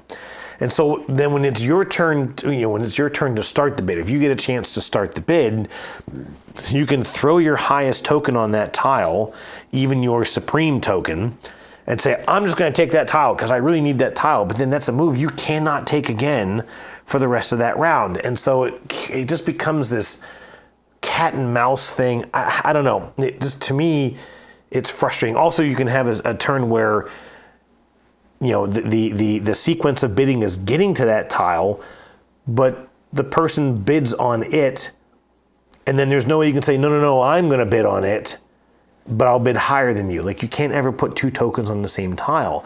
And I just, it was so frustrating to me. Now, what was neat with it was that you could get into a sequence where I'm going to bid on this tile, I win it, I take it, and then I'm going to bid on the next tile, and basically it's the only tile there. Like, there's nothing adjacent to it. So I can just claim it with the lowest token. Nobody can beat me on it because there's no adjacent token or tile to it. And that was kind of fun. If you could trigger that off every once in a while, that was kind of nice. But they still may not be tiles that you really needed. So like, oh, you're getting all that stuff for free. I'm like, well, yeah, but it doesn't really give me anything, so who cares? Anyways, it was kind of cute. It didn't really have the best art. I was kind of actually surprised from Beth Sobel that it didn't, even with all these colorful tokens on the board, it still just looked kind of boring. And when you were done, you just had a path of tokens sitting out there. All the art was kind of gone. So I don't know. Glad I got to play it. Not anything I need to play again.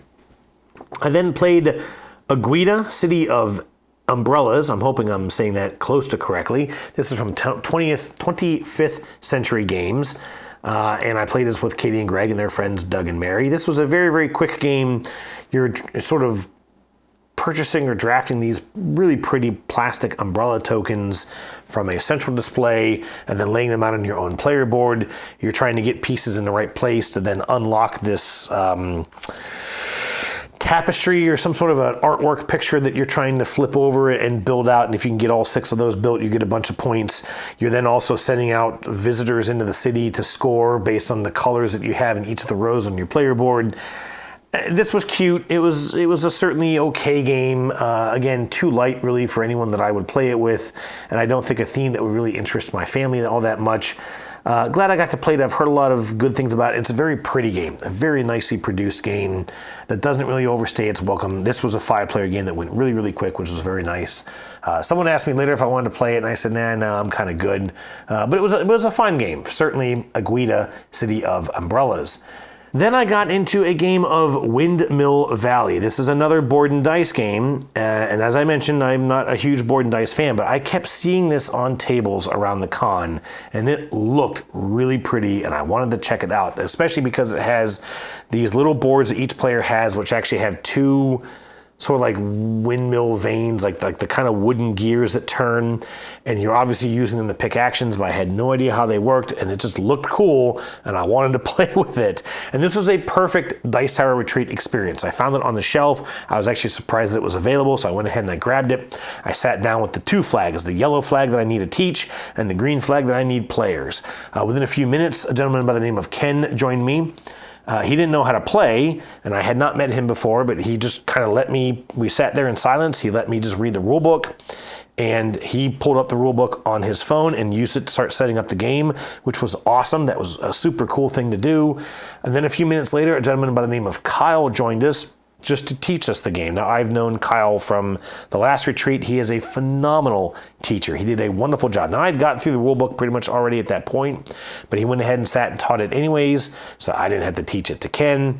And then he also covered a couple fringe rules that I had missed. He did get one thing wrong, but that was not a problem. We figured that out. And then just as he was wrapping up, another gentleman by the name of Robin joined us. He had already played it once before, and wanted to play it again. So we sat there through a 3-player game. This one was pretty interesting. It has this central, massive, very colorful board with all kinds of different pathways and these tulip gardens and just beautiful illustration. Each player has a kind of a farm player board in front of them where they're going to be planting their tulips. And then you also have this gear mechanism piece that I mentioned. And what you do is, on your turn, you're going to decide if you're going to move it 1, 2, or 3 spaces. You can also spend these tools to let you move it even further. You may have to pay if you want to move it more spaces, so there's that aspect to it. And then you turn these gears, and where the gears end up, you get to pick one of the 2 actions that you have there, unless you've upgraded one of those gears, one of those spaces on that gear, to let you take both. And that's a core mechanism of the game, because you're upgrading these gears to let you do more powerful things. Maybe you're replacing actions that you don't really need with different actions, or upgrading those with actions that let you take both things, whatever. And you're moving around this market. You're placing windmill towers out on the board. You're collecting tulips. You're planting those tulips. You're managing the water level of a river or something that might be nearby. And all of this just sets up various combos as you're placing the tulips into your farm. They may trigger extra actions. There's a queen aspect where you can trade with the queen ships. There's also a calendar, which is how the game advances. And if you're making the gears spin faster, you can then trigger actions. You can trigger that calendar before everyone else, which gives you extra bonuses.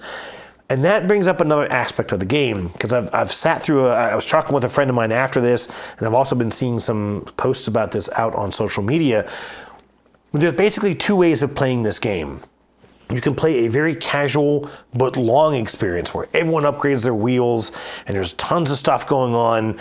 No one's pushing the game. Everyone's kind of just moving it one space at a time. A very casual experience where everyone just fills their tulip garden and gets a bunch of stuff done, and really, really high scoring games. Or you can play faster. You can spin the wheels faster, because every time your left wheel goes all the way around, you advance the calendar. And when that calendar hits the last space, the game is over.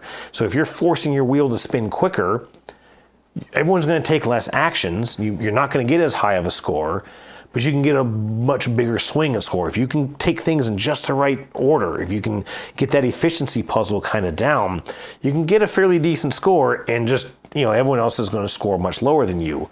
And our experience was in the middle of that. I pushed the game just a little bit. I did it early in the game because I wanted to get first on all those calendar bonuses. But once I had a comfortable lead on the calendar, I stopped doing it, right? I only would move it 1 space, maybe 2, maybe using my tools so it didn't affect the overall game. But, again, trying to pick the right actions. Okay, what's going to give me the most efficiency for my turn? I filled my garden halfway. I got a bunch of endgame scoring off of that, off of the garden board. Now, the gentleman Robin, like I said, he had played it before. He got his board fully upgraded. He had his gears fully upgraded. He was able to take 2 actions every single turn. And if we had gone maybe 2 or 3 more rounds, he would have just run away with it. I would not have been able to keep up with him. But I ended the game in time. And he was ahead of me a little bit at the end of the game, but my end game was set up a little better than his, and I eventually took the lead and won the game. I really enjoyed this. I mean, like I said, it's a beautiful looking game. I think it would be neat to play this thing and maybe take that longer game, although it would be kind of long at that point. I would not like to play it with someone, I think, who was really, really rushing the end game, just constantly, cycling the wheel around as far as they could, which is apparently how the game was designed. The game was designed for someone to play it fast and furious, score points quickly, maybe a max score of 70, 80 points, something like that, and you're done. I hit like 130, 140. So like I said, we were kind of in the middle of that range. And I've also heard that if you play it solo, there are different characters you can play against who will play it fast or slow. And I think that's kind of neat. But again, would I play this thing solo? I don't know. It has a lot of components to it. But again, a beautiful looking game. And I am really glad I got to play Windmill Valley. Probably my newest favorite board and dice game. Okay, then I played Bomb Busters. This is a party social deduction game where you're trying to defuse a bomb. I'm not going to go super deep into details on this, but basically each player has wire tokens in front of them that only they can see. And what you're doing is you're basically pointing to an opponent and saying, is that a 5? And if it is, you have to have a 5 as well. You both play the 5s and you effectively cut those wires. And it has 50 different puzzles that you can get through. Each one gets harder and harder and harder. We did a quick like a practice run with just using the blue wires, and then we had to introduce the yellow wire, and there's only 2 yellow wires in the whole thing. You've got to find out who has the yellow wire and cut theirs at the same time, because if you don't, that one doesn't blow up, but it just kind of reveals the yellow wire. We got through that. The first time we got it wrong because we actually missed something. We were supposed to give ourselves some clues and we forgot to. We played it again and we got it right, beat that challenge. And then you introduced the red wire. You still have yellow wires. Now you add the red wire. And if anyone points to the red wire and says, is that anything? You lose, because if you cut the red wire, bomb goes off. So we were almost done. And someone kind of asked a rules question that kind of gave away something incorrectly. The player misinterpreted it and thought that guy had the red wire. And so he was like, hey, do you have this? Nope, that was a red wire. We all died. I did enjoy this. And if I thought I had the kind of group that I could play this with, I would probably get a copy. If you're into that deduction puzzle kind of a game, I would recommend Bomb Busters. Everyone had fun with it. I had fun with it. I just don't have the right people to play this with. It would be neat to see how hard this thing gets at the more, later stages, the later puzzles. But that was Bomb Busters. And I'm really excited for this one as well, I played I Made You a Mixtape. This is from Massive Asterisk Game, which is the publishing sort of company designed by Dan Hughes and Mike DeLisio of the Dice Tower. Dan Hughes, as you may know, is a very, very successful podcaster. He actually started the This Game is Broken podcast, or at least kind of co-founded it. He then left that. He's got the Sporadically Bored podcast, which he does with Mike DeLisio, and he's also got a couple other little side projects, some of them non-board game related. He also designed the game Cora Quest with his daughter Cora, and he is, of course, from England. Mike and Dan have made I Made You a Mixtape together. This is a very small game, basically a card-based game where you're trying to make a mixtape. And you've got to draft these cards. You're putting them onto the A and B side of your cassette. You've got to keep the sides kind of balanced. You also have to establish the flow, which is tracked with this little ribbon tape that comes down the cards. And you're also trying to get set collection from the cards themselves. I've been wanting to play this. It uses an I Split You Choose mechanism, kind of like the Great Split game, which I covered a couple of episodes ago. I don't really love the I Split You Choose mechanism. The Great Split was a little bit too long of a game for me. I just kind of got bored of it by then, but this is a much quicker, much snappier game. I think we played this thing in maybe 20 minutes. And I enjoyed it. I think that that's the right length for a game like this.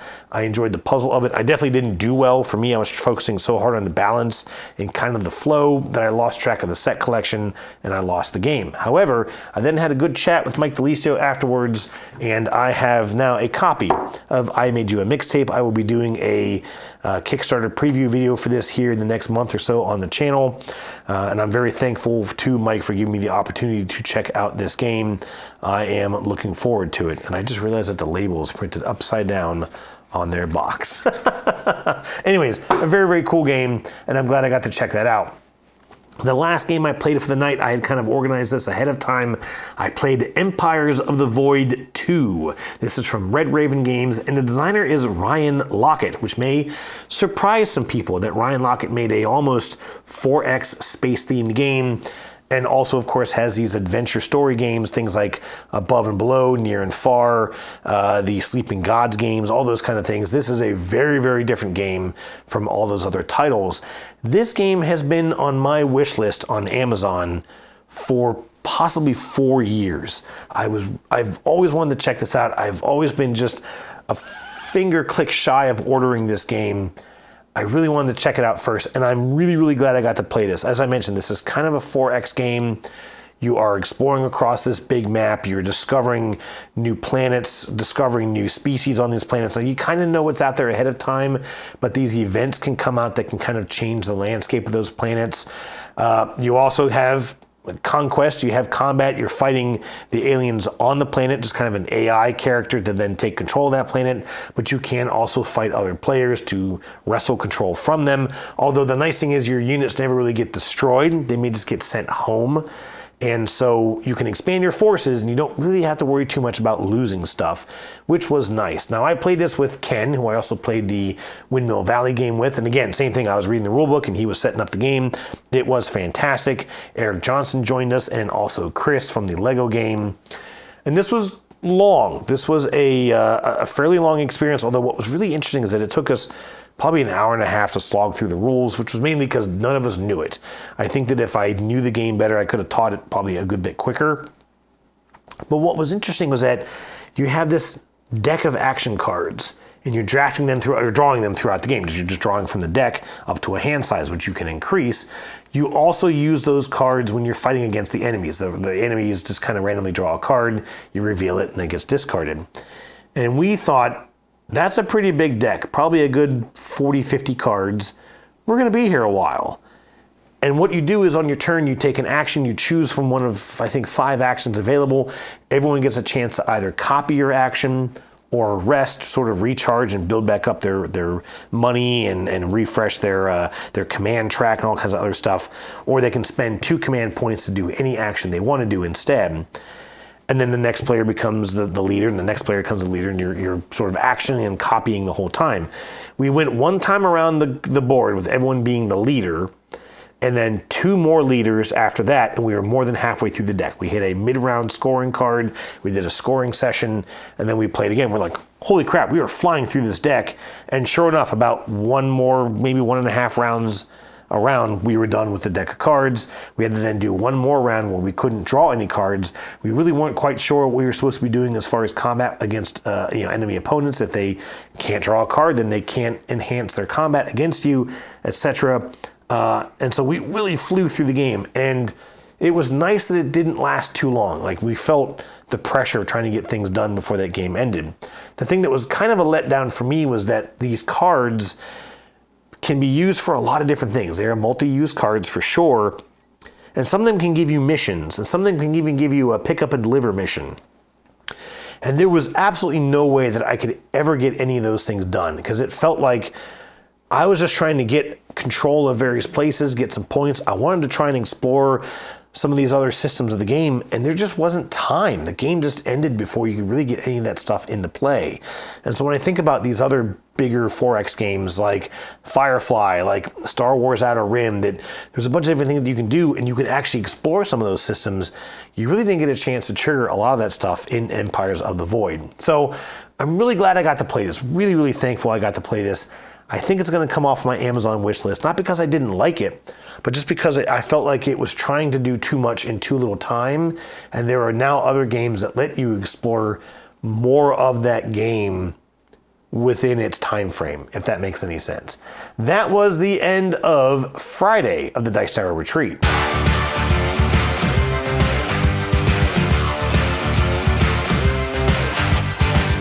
Now we're coming into Saturday, and Saturday started with a pre-arranged, pre-planned, and even somewhat pre-learned game of Inventions, Evolution of Ideas. This is from Eagle Griffin Games, and the designer is none other than Vital Lacerda. Now, I had organized with players ahead of time to get this played. We had one gentleman who knew how to play the game very well. I knew the gentleman as well. And then I had another gamer who I know fairly well from previous retreats, and another guy who I hadn't really met too much before. And I've decided not to name names, and I'll tell you why. Because for one thing, at least 2 of them are going to watch this. And so I got to choose my words carefully here with this one. This was a really difficult game. For one thing, I think it's safe to say that Inventions is the hardest game I have ever played.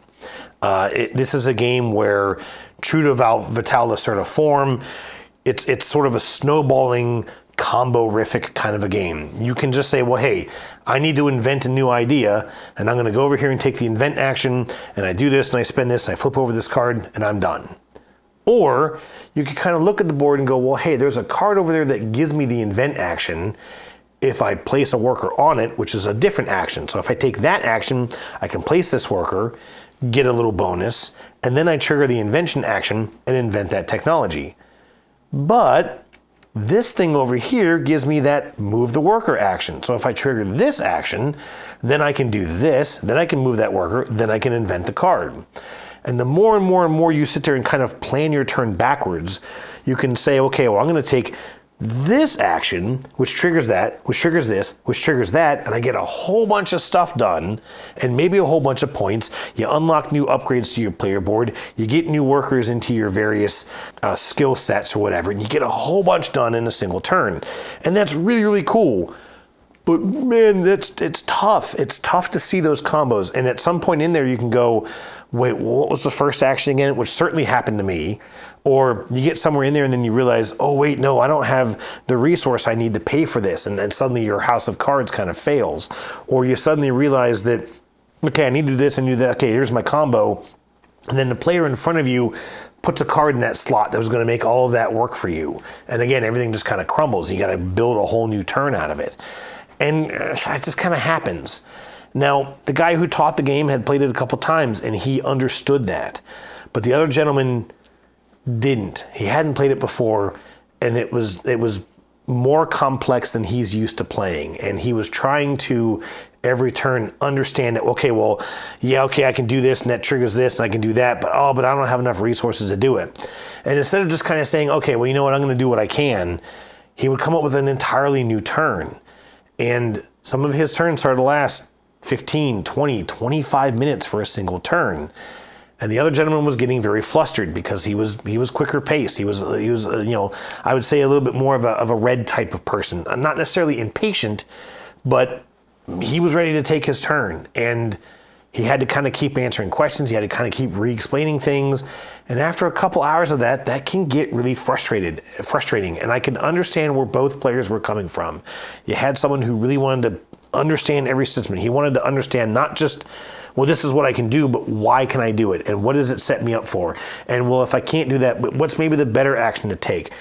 And I get that, but you almost got to kind of play it maybe solo or two-handed. Take some time to understand how the game works before you sit down with 3 other players to play it.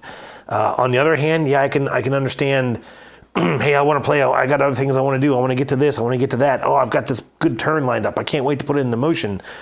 But you've got to also kind of pull yourself back. You can't be too snippy, but that's also tricky. So we had a very volatile 4-player game of Inventions. The tensions flared up fairly high.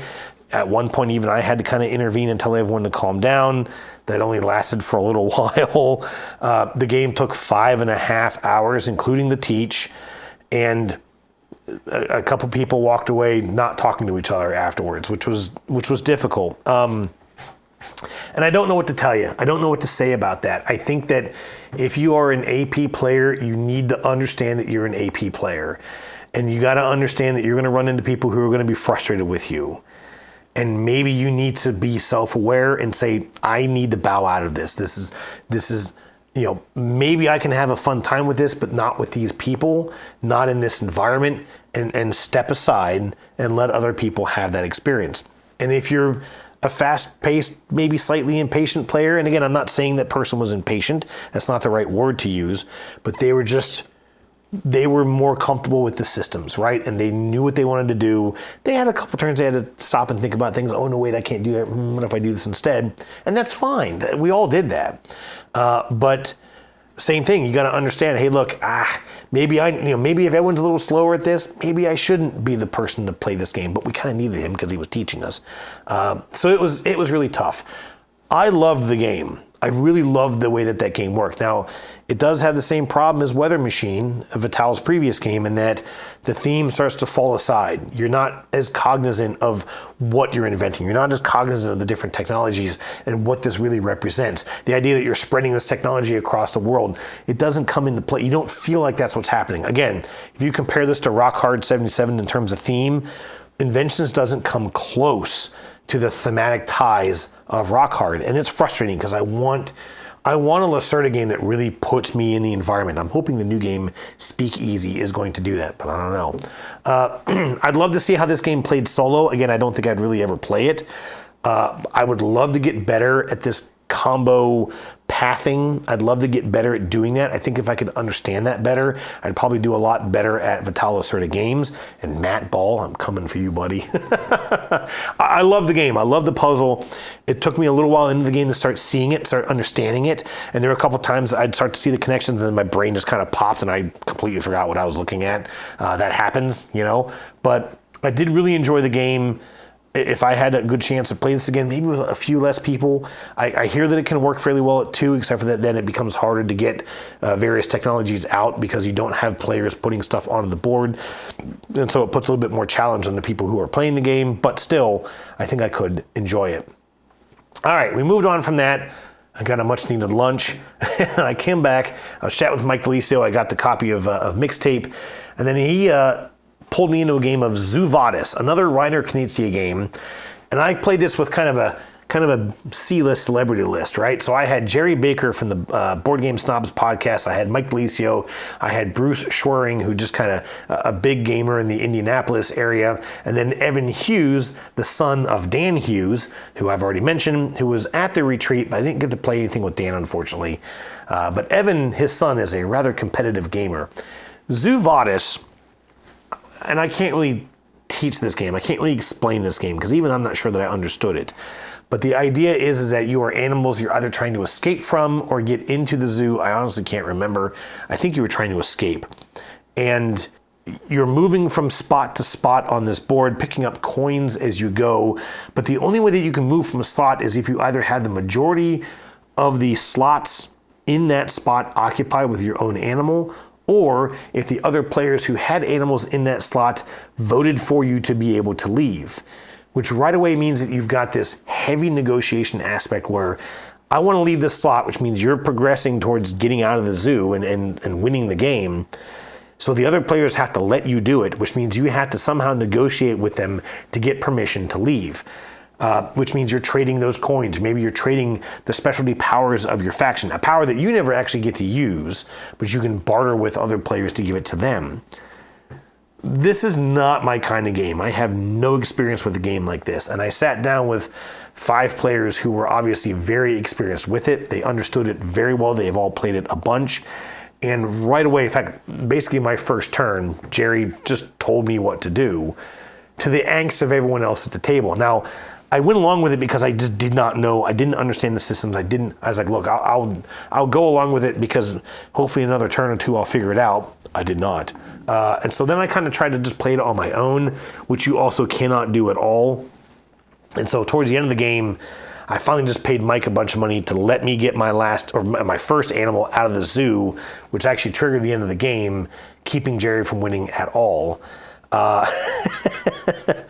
I had a headache when this game was over because there was just so much sort of over talking. When it was my turn, I had 3 or 4 people trying to tell me what I should do and why. And I cannot process data like that. I am the analytical thinker. I am the person who a lot of times would like to go things alone. And I couldn't deal with it to the point that I finally Mike, here's the money, do the thing, let me get out of here. Let's just end this. And it wasn't that I had a bad time of it. I mean, maybe with the right players and maybe with enough experience, I could actually enjoy a game like this. But I don't like that wall of people coming at you.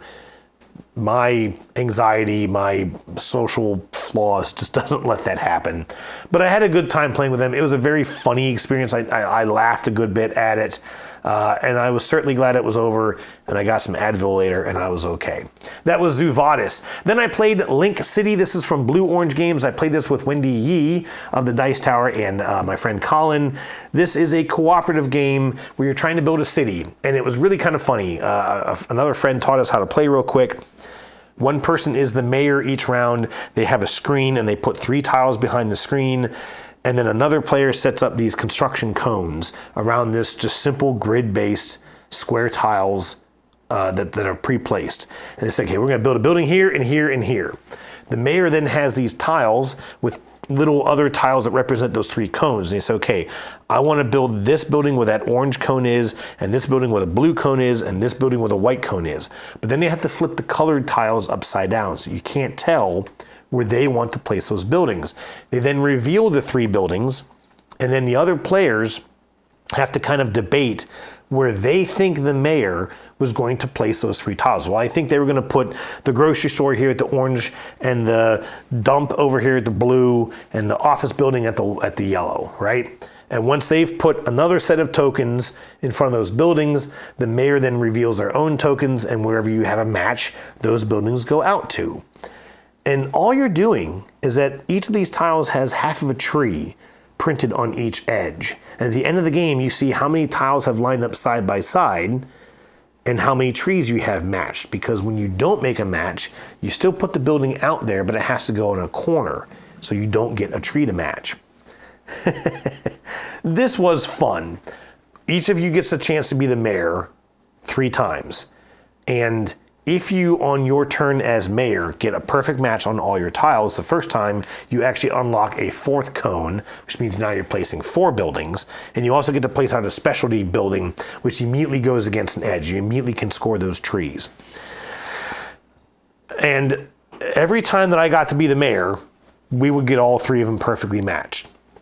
But when it was Wendy and I working together to try and figure out what Colin was doing, there was one particular event where I got everything. I said, well, I think it's this, I think it's this, I think it's this. And Colin goes, you guys good? Which to me said, you guys got it. And Wendy goes, well, no, hang on, I think we should change this. I think this would be here. And I think this. And then we got one of the 3 or 4. We didn't get any of them. And I was like, what are you doing, Wendy? I had this. We had it in the bag. I kind of had an idea that we had it in the bag. And now we get nothing. And so then on my last turn as mayor, I'd gotten a little competitive at this point, I'll be honest.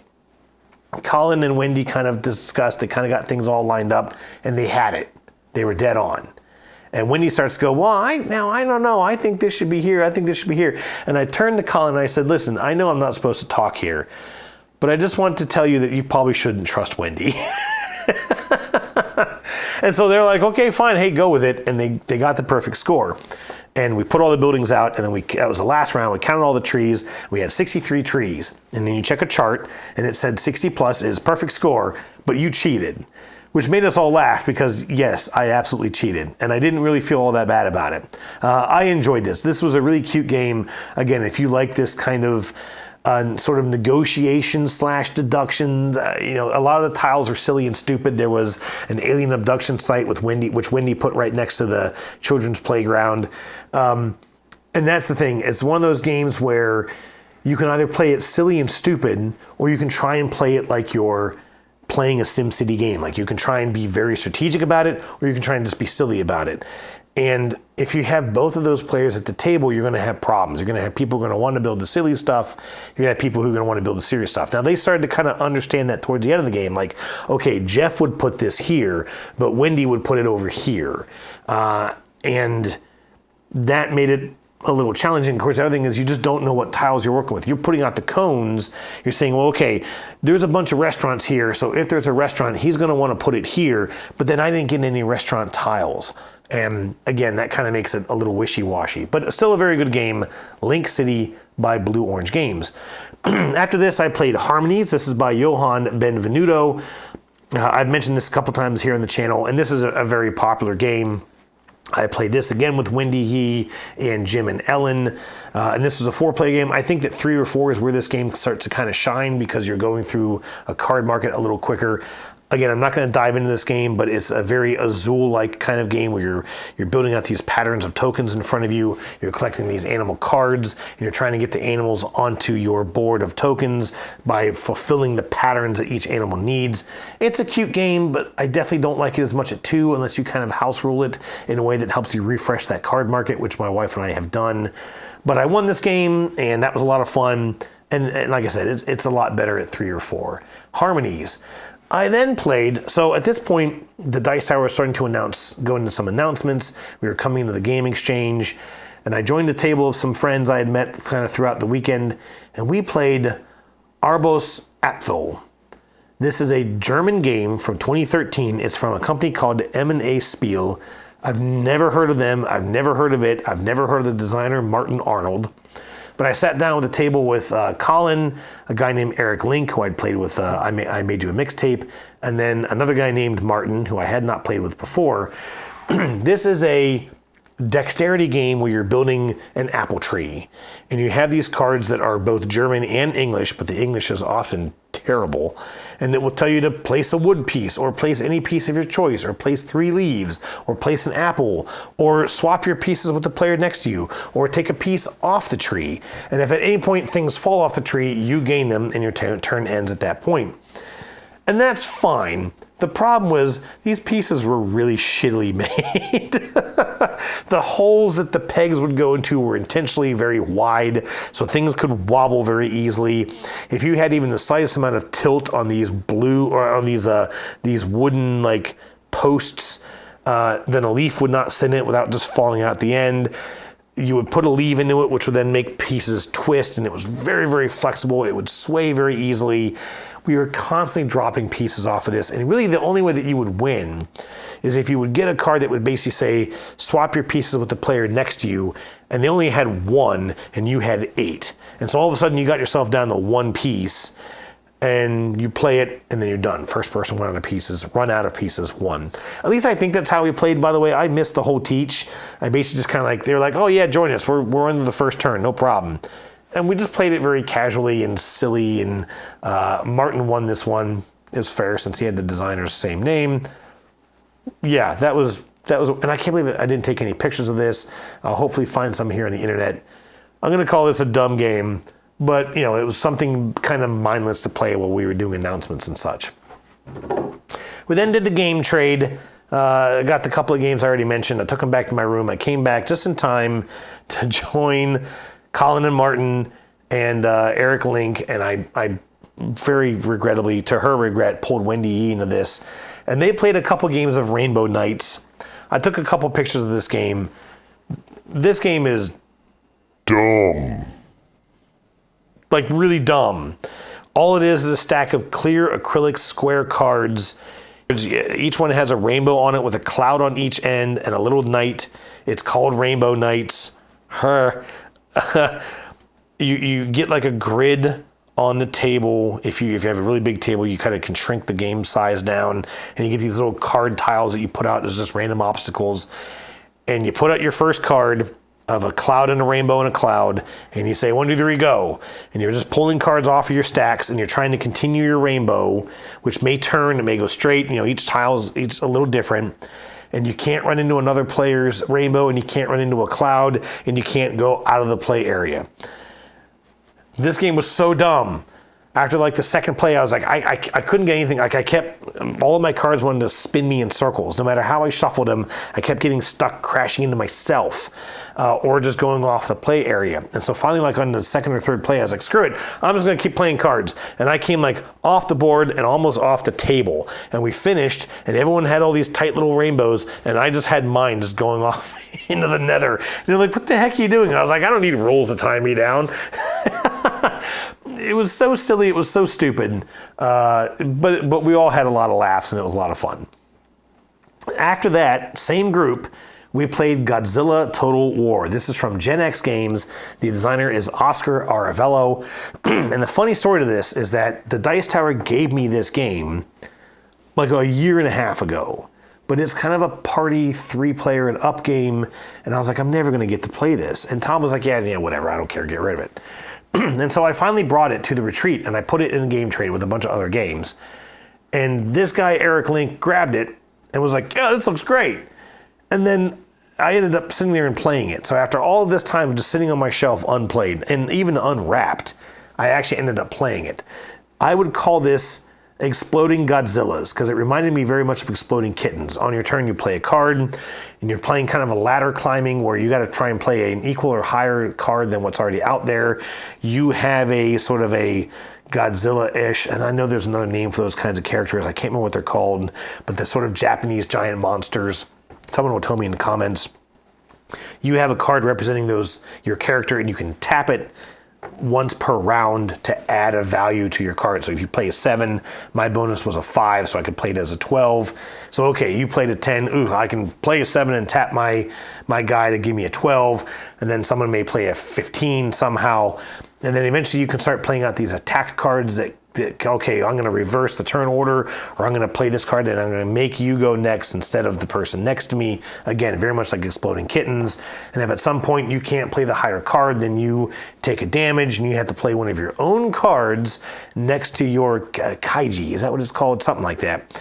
You have to play one of your own cards next to you to apply damage. So you want to hold one low card in your hand. By the way, a hand of only 3, so that you can take that as damage if you have to. And then there's one other really, really stupid rule in this game. That is that you play a card, you immediately have to draw a card. If someone else plays a card before you draw a card, you don't get to draw any more cards in that round. Or at least, no, you can't replace that card. So now you have a hand of 2. And if you then play a card and again you forget to draw in time, now you only have a hand of 1. If you remember to draw, you're fine. But once someone plays a card, you cannot draw up. So eventually you make yourself down to just having 1 card in hand, which means you're going to get targeted very quickly to get killed because you're probably not going to be able to make it. Again, this game was also very dumb, but we were laughing up a storm. We were having a ton of fun with just the table talk and the goofing around. Wendy was like, that game is absolutely terrible, but even she was having some laughs at it. So you know what? That probably made it worth it. Godzilla Total War, the game I didn't want to review.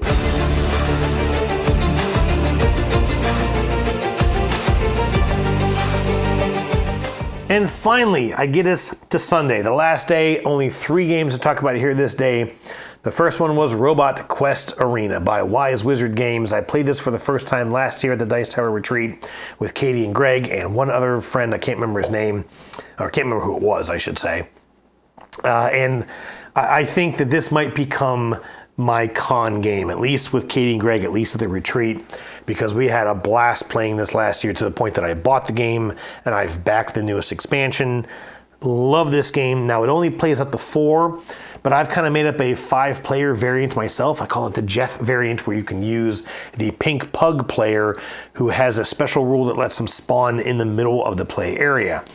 And so because of that, I played it with Katie and Greg, Eric Johnson, and Colin. This, again, was kind of our last blowout game of the retreat. This game is silly, fun, stupid. I've actually reviewed it out on the Dice Tower as part of I think a 4-game review that I called Wild Dystozonia Arena. So you can go and check out that video if you want. We had a blast with this, but I didn't build up my deck kind of well. I had a strong deck, but I spent so much effort building it up that I wasn't going and getting any points. So I think Katie ended up winning this one, but we still had just a fun time with it. It's just a crazy, funny, silly game. I also got to watch Katie kill Greg, which was absolutely worth it. We ended up calling it the Kill Greg game with the Kill Katie expansion. It was just chaotic fun. Robot Quest Arena. I then got to play Meadow, which is by Rebel Studio, but with the new Adventure Book, yes, the Adventure Book expansion, which is not out yet. Camilla Cleghorn had the expansion as kind of a review copy, and she had set it up, was playing it. I got to play this with her and Liz Chapman, a good friend of mine, and Omar Hernandez, a fan here of the Tabletop Toolbox channel. We've been kind of talking all week about getting a game together. I wasn't sure it was going to happen, but we got to play this. We couldn't get a full game of it in because Camilla had to start working on packing up. But I really wanted to check out the Adventure Book, and I'm trying to reach out to Rebel to see if I can get a copy of it myself to review here on the channel. This was really, really fun. I'm not going to go really deep into it because I didn't get a full playthrough of it, and I don't want to just get too deep into the weeds on it because it changed a lot of stuff from the base game of Meadow. Now, if you just don't like Meadow, I don't think this will change it for you, but it comes with this spiral-bound, plastic spiral-bound, so it won't get damaged, cardboard book. And each book represents a different season. So you can play the spring, summer, fall, winter, I think. I mean, again, I didn't even get to look at the other pages of it. Camilla's kind of a fireball. She kind of plays very quickly. And if you start poking around looking at stuff, she'll get annoyed. So I kind of had to play to my audience on that one. But we played with a version that has, or with a page that has these hot air balloons. And you can explore these hot air balloons just by setting up different combos of the symbols in your Meadow. And if you get a combo set in time, you can then flip over one of these air balloons and get extra points. And there's that whole aspect while you're also still trying to build your Meadow. And it made the game quite puzzly. And at first I thought I was doing pretty good. My Meadow was kind of okay, but then I fell behind because I was focusing too much on the hot air balloons, and I was focusing on the easier ones. There's kind of this weird aspect where the outer combos are harder to get. They use the more exclusive symbols from the northern deck of cards from Meadow, and I wasn't really focused on them. I was focusing on the kind of easier ones, and as a result, I didn't get those higher symbols into my Meadow, and that just started to really stump me on the points. I really enjoyed this, and I cannot wait. I mean, I will get this expansion whether I got to pay for it or whether I get a review copy. I don't care. I love Meadow. It's I think it's my favorite looking game that's out there, and I'm looking forward to checking this one out more. After that, Omar kind of grabbed me. He's like, well, hey, let's play one more game together. Let's play a two-player game. And I said, well, I'll play a two-player game, but I don't want something really confrontational. Like, Beer and Bread feels a little confrontational with the dice drafting. I mean, it's not, but it can be. I'd love to play Kyperium again, but just at that point, late in the day on Sunday, I didn't want to play a fighty game, especially because the first Dice Tower retreat I ever went to, I was going to play Kemet Blood and Sand as my last game. I didn't know it. I ended up playing something different instead, and I'm really glad I did, because I would have ended the retreat with Kemet, and that would not have gone well for me. But we were looking through the game shelf, and I saw Mandala. I was like, oh, let's play Mandala. This is by Lookout Games. I didn't put the designer's name down. But this is it's still a very tactical game. It's a very puzzly game where you're trying to fill in these mandalas. You have two mandalas on this really nice cloth mat, and each mandala can only have one of each color card in it. You have these fields. The fields are what you're used to compete for cards in the mountain. The mountain is in the middle, and you're playing cards to your fields to establish control of the mandala. You're playing cards in the mountain to let you draw more cards. And so it's got this very weird puzzle of, okay, if I'm putting cards in the mountain, I'm potentially adding points to somebody. It might be me, but it might be my opponent. But then that's going to let me draw more cards. If I'm playing cards in the fields, that's going to help me get first draft of cards in the mountain, but I don't get to draw more cards. And there's two of them too. So you're playing these two, again, they're not warring theaters, but it is kind of an area control. Once you get one of each color card in the mountain, and that's the other, or in the mandala, that's the other thing, is that if that color is in the mountain, you can't play it in the field. If your opponent has it in their field, you can't play it in your field. And so again, like the cards you have are like, I need to get reds, but I don't have any reds. I can't close the mandala. Like it gets very puzzly and very tactical. And there was one aspect, especially one particular move where, I get the draft, and I was like, well, if I don't take the greens, you're going to get the green, and you've already got points on the green. I can't let you take the green, and I'm going to make you instead take a card that you're not going to be able to score. And so that did make it a little confrontational, and we were kind of joking. And he was like, oh, I'm Jeff, I don't want conflict. And then wham, got a little conflicty there as it was. But this was a lot of fun, and he enjoyed it. I won the first game, and he was like, well, I really want to play it again, because now I think I get it. And then he actually beat me the second game. And so that was really nice. And that was a great closeout. That was the last game of the Dice Tower retreat. I had to get on a Uber and head to the airport. Got home about 1 o'clock this morning. I'm a little tired, but I did sleep in this morning, so that was kind of nice. And you know what? That is the end of the weekly Ratchet. That is the end of my experience with the Dice Tower retreat. I had a fantastic time, as I often do. Last year's retreat was kind of tough because of things building my cabin, and so I'm really glad that I had just a great experience. Got to play a lot of really good games. I got to knock a lot of things off of my two-play list, and I just had a blast. So thanks to all of you that I got to play with. Omar, it was great to see you. Katie and Greg, it was great to see you. Doug and Mary, it was great to see you. Colin, Ed, other folks. I'm going to forget names. Eric Johnson, of course. Just had a great time at the Dice Tower retreat, and I can't wait for the next one. And I can't wait for the next week to Ratchet. I'll see you then, folks. Cheers.